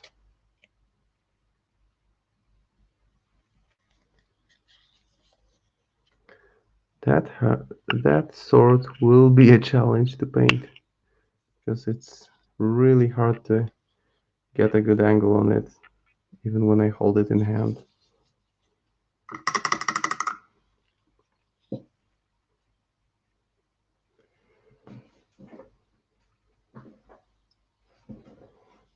Yeah, that's the thing about some models are super cool, but not that great in game. But things change, where it has shown creative ways of rebalancing stuff. So who knows? Maybe Carver has an uplift in his future. That would be cool because it seems to be like one of those iconic, highly iconic models that deserves more love, rules-wise. But it's not like Neverborn don't have much choice for a beater.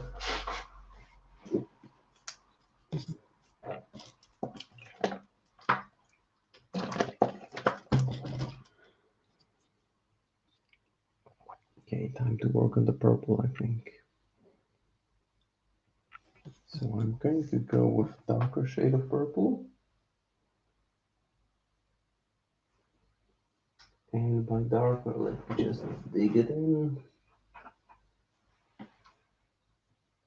Because I want to create a solid layer that will be used for further highlights. So I will pick Shaish Purple, which is this super dark purple.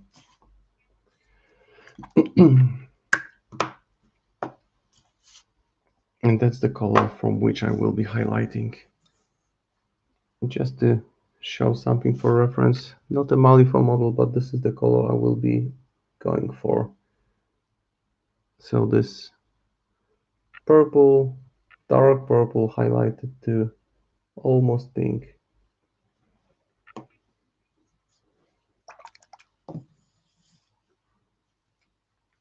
So let's start with the jacket.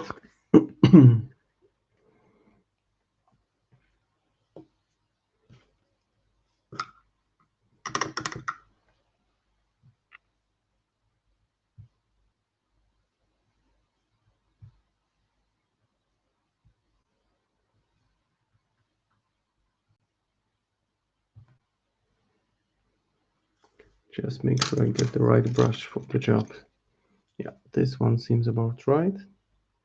And I tend to apply a lot of it on the model and just work by gradually moving it around the miniature. Seems to be easier that way. And mind you, it's just a base color. It will get much more complex.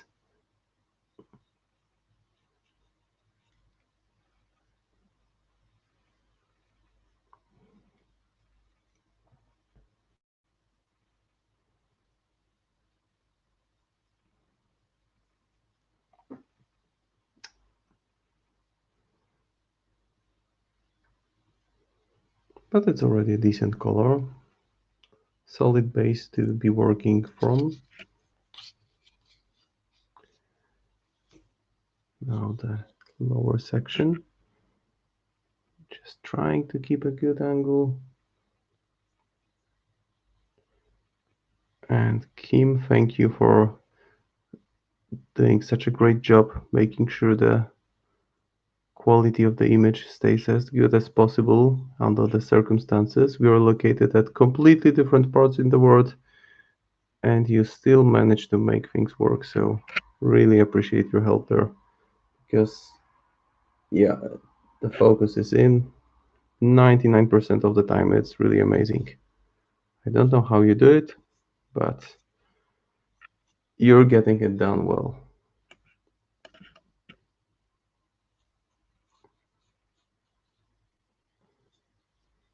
I just have the easy job of painting, and you struggle with all the technicalities there. Plus, you do dozens of other things, I'm sure. Okay, so that's the start.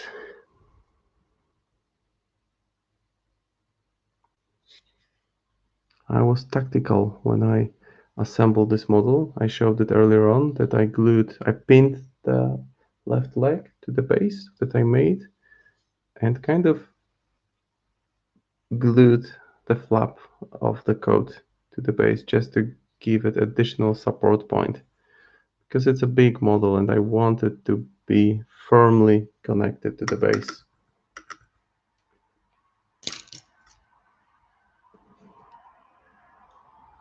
And now when I paint the jacket, you will immediately see how it kind of frames the toned down colors in the middle. That's what I'm going for. Yeah, thanks, Bluff. Yeah, see you later, Guslado. See you on another time. Thanks for dropping by. Lots of hobby love this stream. Lots of community love. That's good to see. Works both ways. We love Word, Word loves us. Perfect relationship.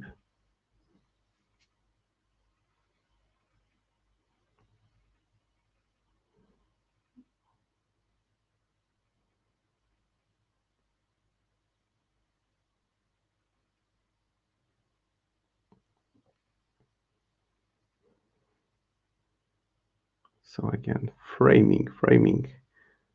I may sound like a broken record, but that's what I'm doing. Reframing the composition, because I have this general idea and I gradually work towards it.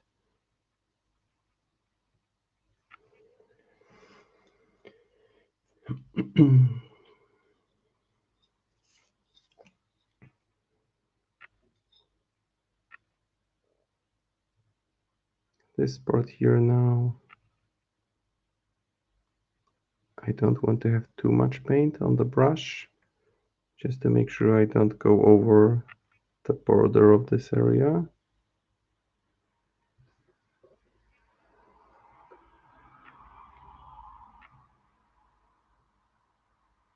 It's always easier to get back and retouch rather than flow onto other elements that you don't want to have covered in that shade.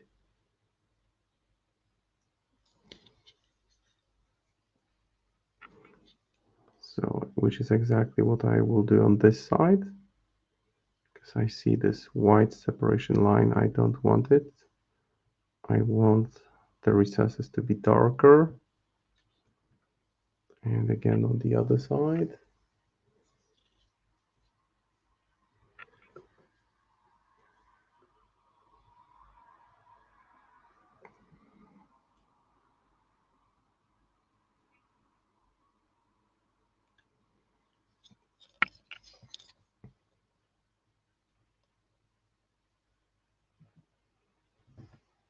Sorry, you just saw my finger instead of the model.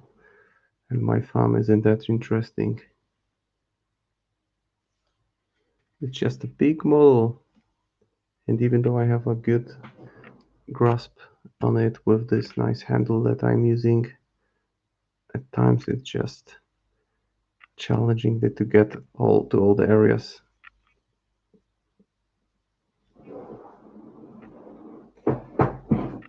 Hey, Blue Velvet. Yeah, Nekima, the usurper.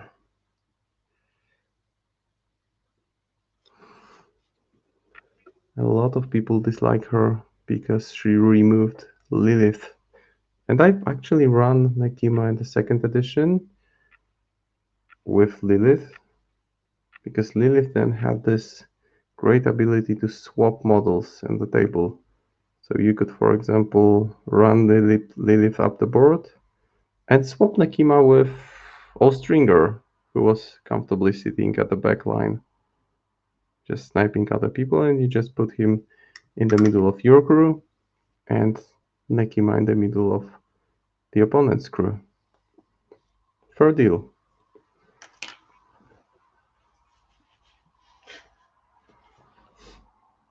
Thank you. Glad you like it. That's an angry face.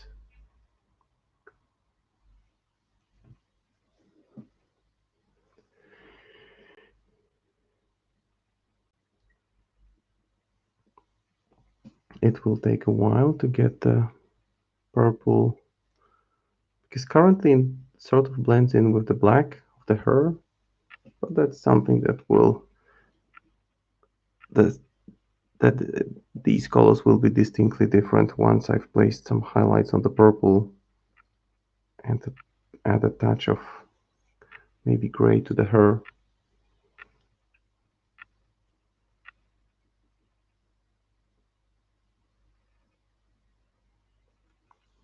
So that side is almost complete. The left sleeve now, and then moving to the right. Just taking my time because I don't want the purple to go over the skin that I've already painted.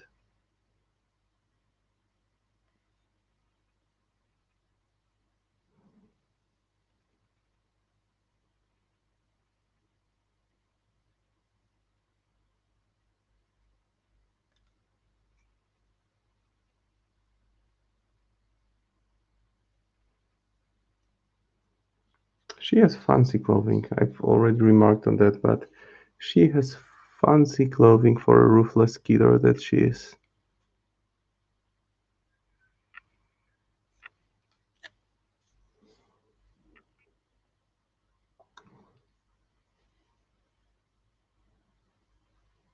Seems to be kind of rule. There are other characters in Malifaux that wear fancy clothes, but aren't the kind of characters you would sip coffee with.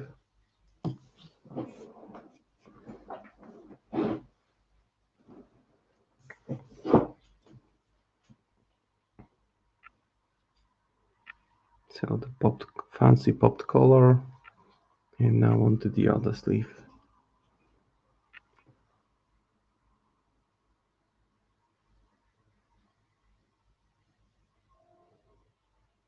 So Shai's purple is rather dark, but it will serve as a very good base coat for the next successive highlights, because then I will go from dark purple through magenta to maybe even a touch of pink, or maybe magenta will be enough. I will assess once I've started highlighting it.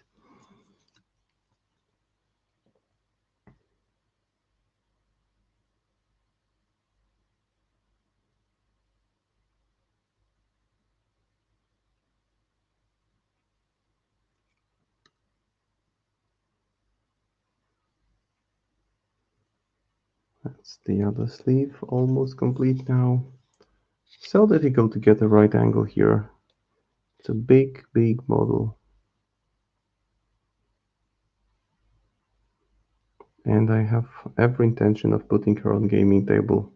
Maybe even in the next tournament.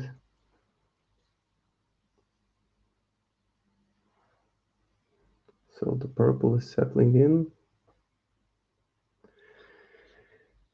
Just a bit more work on finalizing the base coat for the cloak.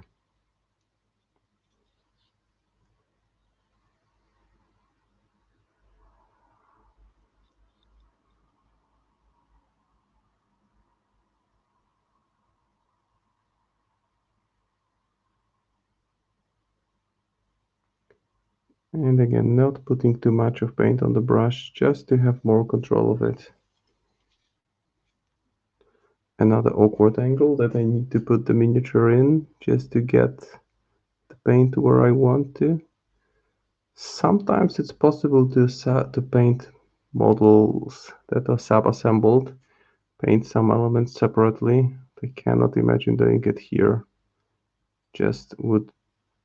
I just wouldn't be able to assemble it well afterwards, because then I put so much work into making sure that there are no visible spots after the assembly that painting it in chunks, just don't think it would work.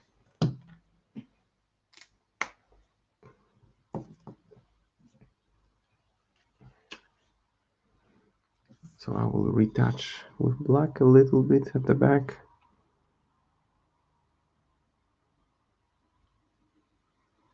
Just to keep the recesses darker. And also a bit here and there. That's what I mean.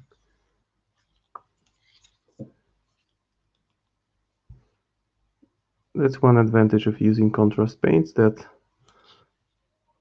they leave the elements which are protruding a bit brighter, and then if you apply another layer onto the recessed areas, then you build this smoother transition from dark to brighter color.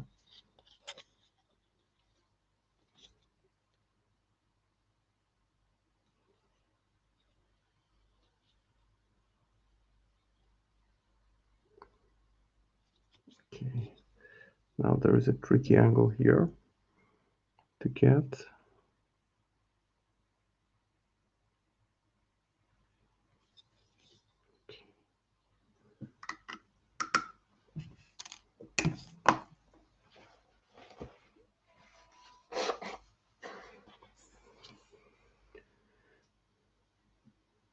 Now all those leather straps, I think I will do them in a single go another time.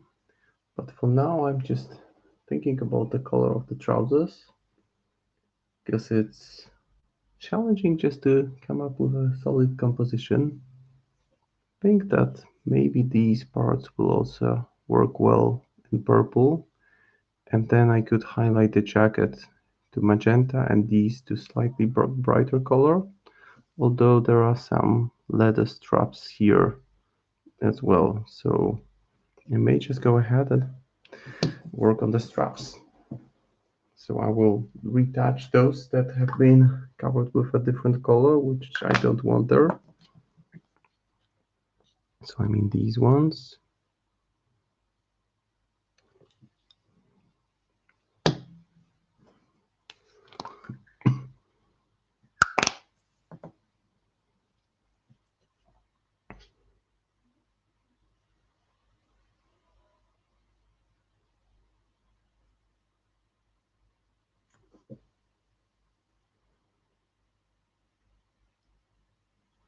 Just carefully outlining them again. Giving them a base coat of Wraithbone, because that will be covered with Gorgranta Flesh in a second, which will give it a nice leathery look.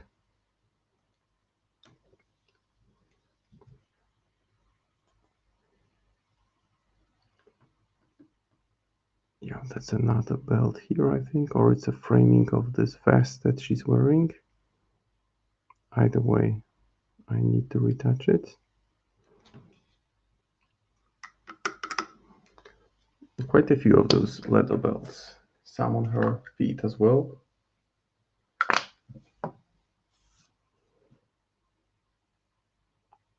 Just making sure I pick up. Yeah, all, and I make sure I don't miss any spots. So getting back to Magus Purple for a second. Just making sure that the whole area is covered completely.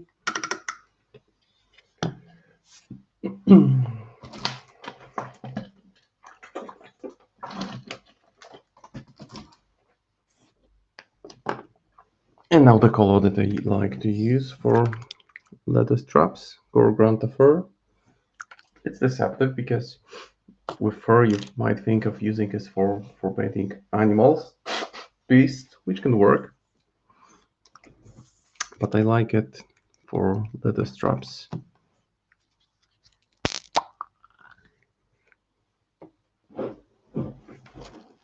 So I should be able to outline these or most of them before the end of this stream.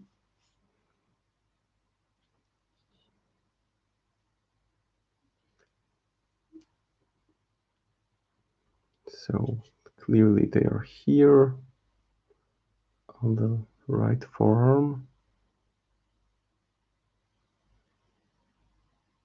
Just moving back and forth to pick them out without putting paint on other areas around them.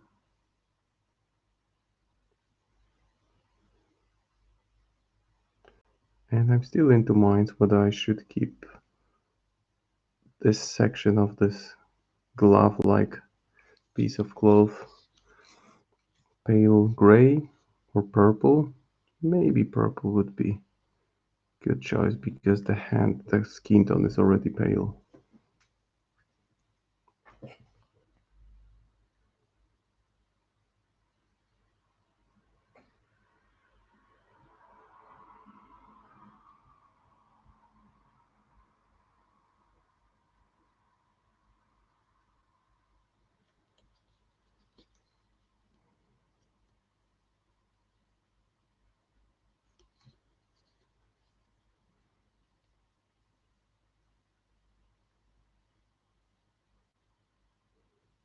But that's already, I would say, quite solid progress since the beginning. So the base is pretty much done. There will be only some swamp effect to finish things off, but that will come at the final stage. The skin was the most time-consuming element because this requires some careful planning and very gradual highlights on small area. But I like to get it out of the way at an early stage. Because my reasoning here is that the focal point, I build the composition around the focal point rather than the other way around. Some people like to leave face for the final stage, but for me it's just the first thing that people tend to look at, and I want to make sure that it is well defined and the rest of the colors are matched to it or provide a decent frame for it. Okay, so that's one strap. 10 more to go. Well, a few more to go.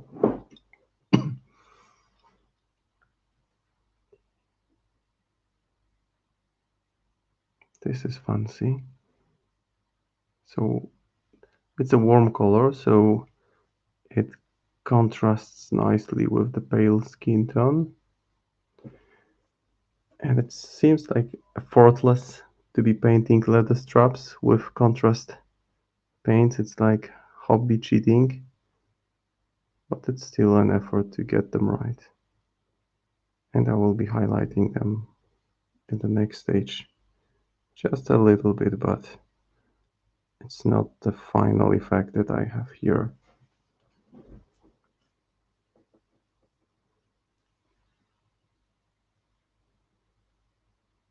And that's one slightly broader belt.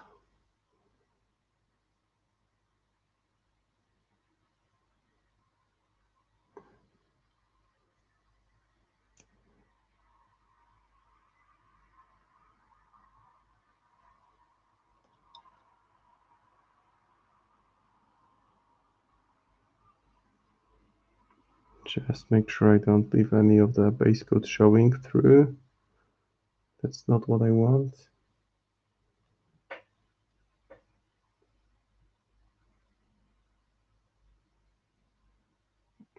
Okay.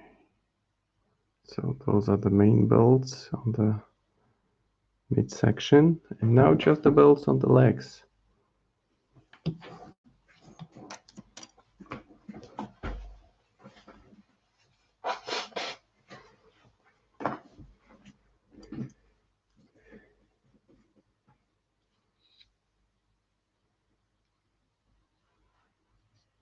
So 4 belts here. Seems like Malifaux is full of creatures that like wearing belts. I wonder why that is. Keeping yourself locked in. Or maybe those are just the belts that she collected from her victims. Keeps them as souvenirs.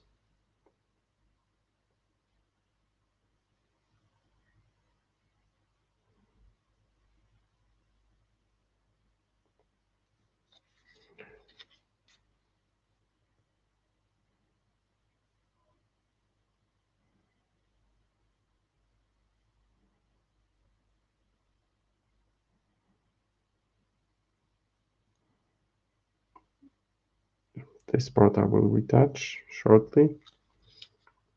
Just pick it up with white again, or rather with Wraithbone.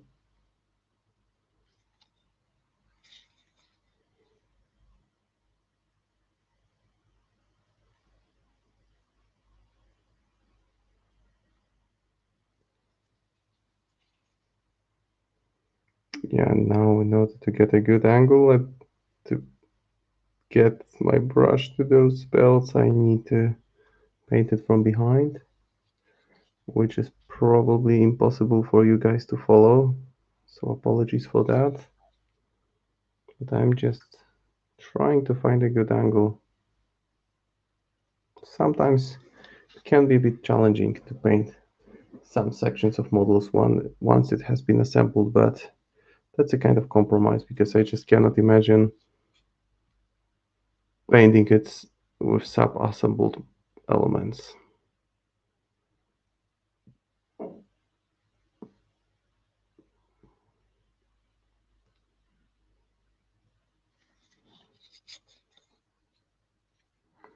So 1, 2, 3, 4, 5, 6 straps on the left leg. I will think of them as souvenirs. Things that she has taken off other people who were fortunate to have a different opinion than she had.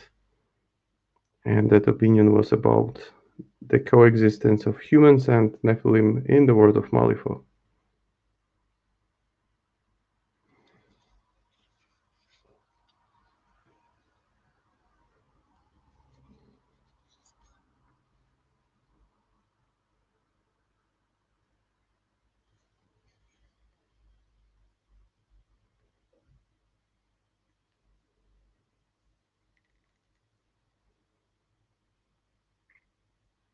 Those are rather bigger belts.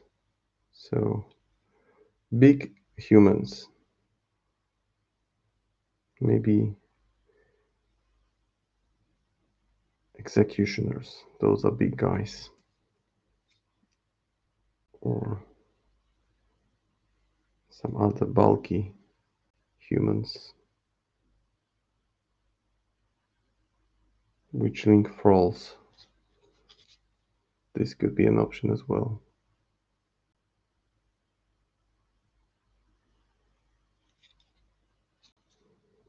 And again, trying to just find a solid angle.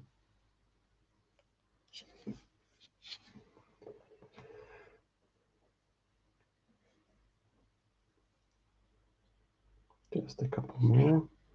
And we'll be wrapping up shortly. Just a couple of minutes left. For the next stream, I may just place some base colors on the model to work from for the next stream, because I definitely want to finish her next time. So I may just put base color on the wings and other elements and spend the next stream working on the highlights rather than placing base colors, because I'm very much aware that it is not possible to show everything clearly when I need to twist and turn it constantly.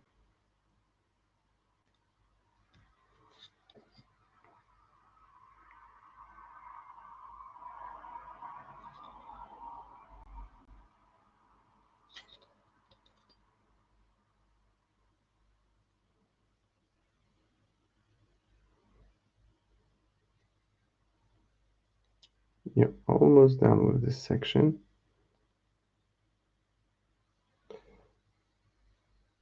Once I'm done, I will spend just a few minutes doing an overview of the progress from today's session, because I think that's decent progress.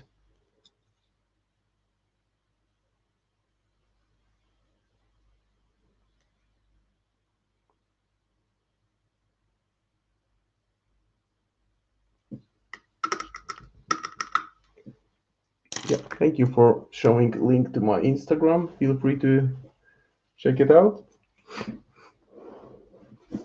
A lot of money for there. So here's an overview. So I started with a base coated model. Initially, I painted the base, making sure that the skulls have different degree of dirt and rot on them. And it's a custom-made base, which I created using the skulls that I purchased in a bundle a while ago. After that, I painted the skin, so keeping it pale and muted, which took me more than an hour, I reckon. It was a lengthy process. That was the main challenge here in the face. Even though it's a larger model, it's still highly impactful for the overall perception of the model. So I took my time there. The eyes were a bit of a challenge. Then I put the base coat on the hair and on the coat, and finished off with a bit more muted colors in the midsection, then doing all those leather straps. So for the next stream, I think I will just put base colors on the other elements and start with putting magenta and pink highlights on the cloak, then the hair, then the trousers, and the horns. This is the plan for this would be my minimal plan for the next one. I may get to paint the sword, although this is a huge element that needs some special treatment, and I still haven't made up my mind how to paint that one. But I look forward to connecting with you guys next time. Next time the streaming time will be slightly different. We'll start half an hour earlier, but I'm sure that all the information will be given on Word social media. So thanks for those who stuck around, for those who popped in. Make sure to check out other streams and have fun painting your own minis and playing the game and discussing and just being part of this great community. Thank you, everyone, and till the next one.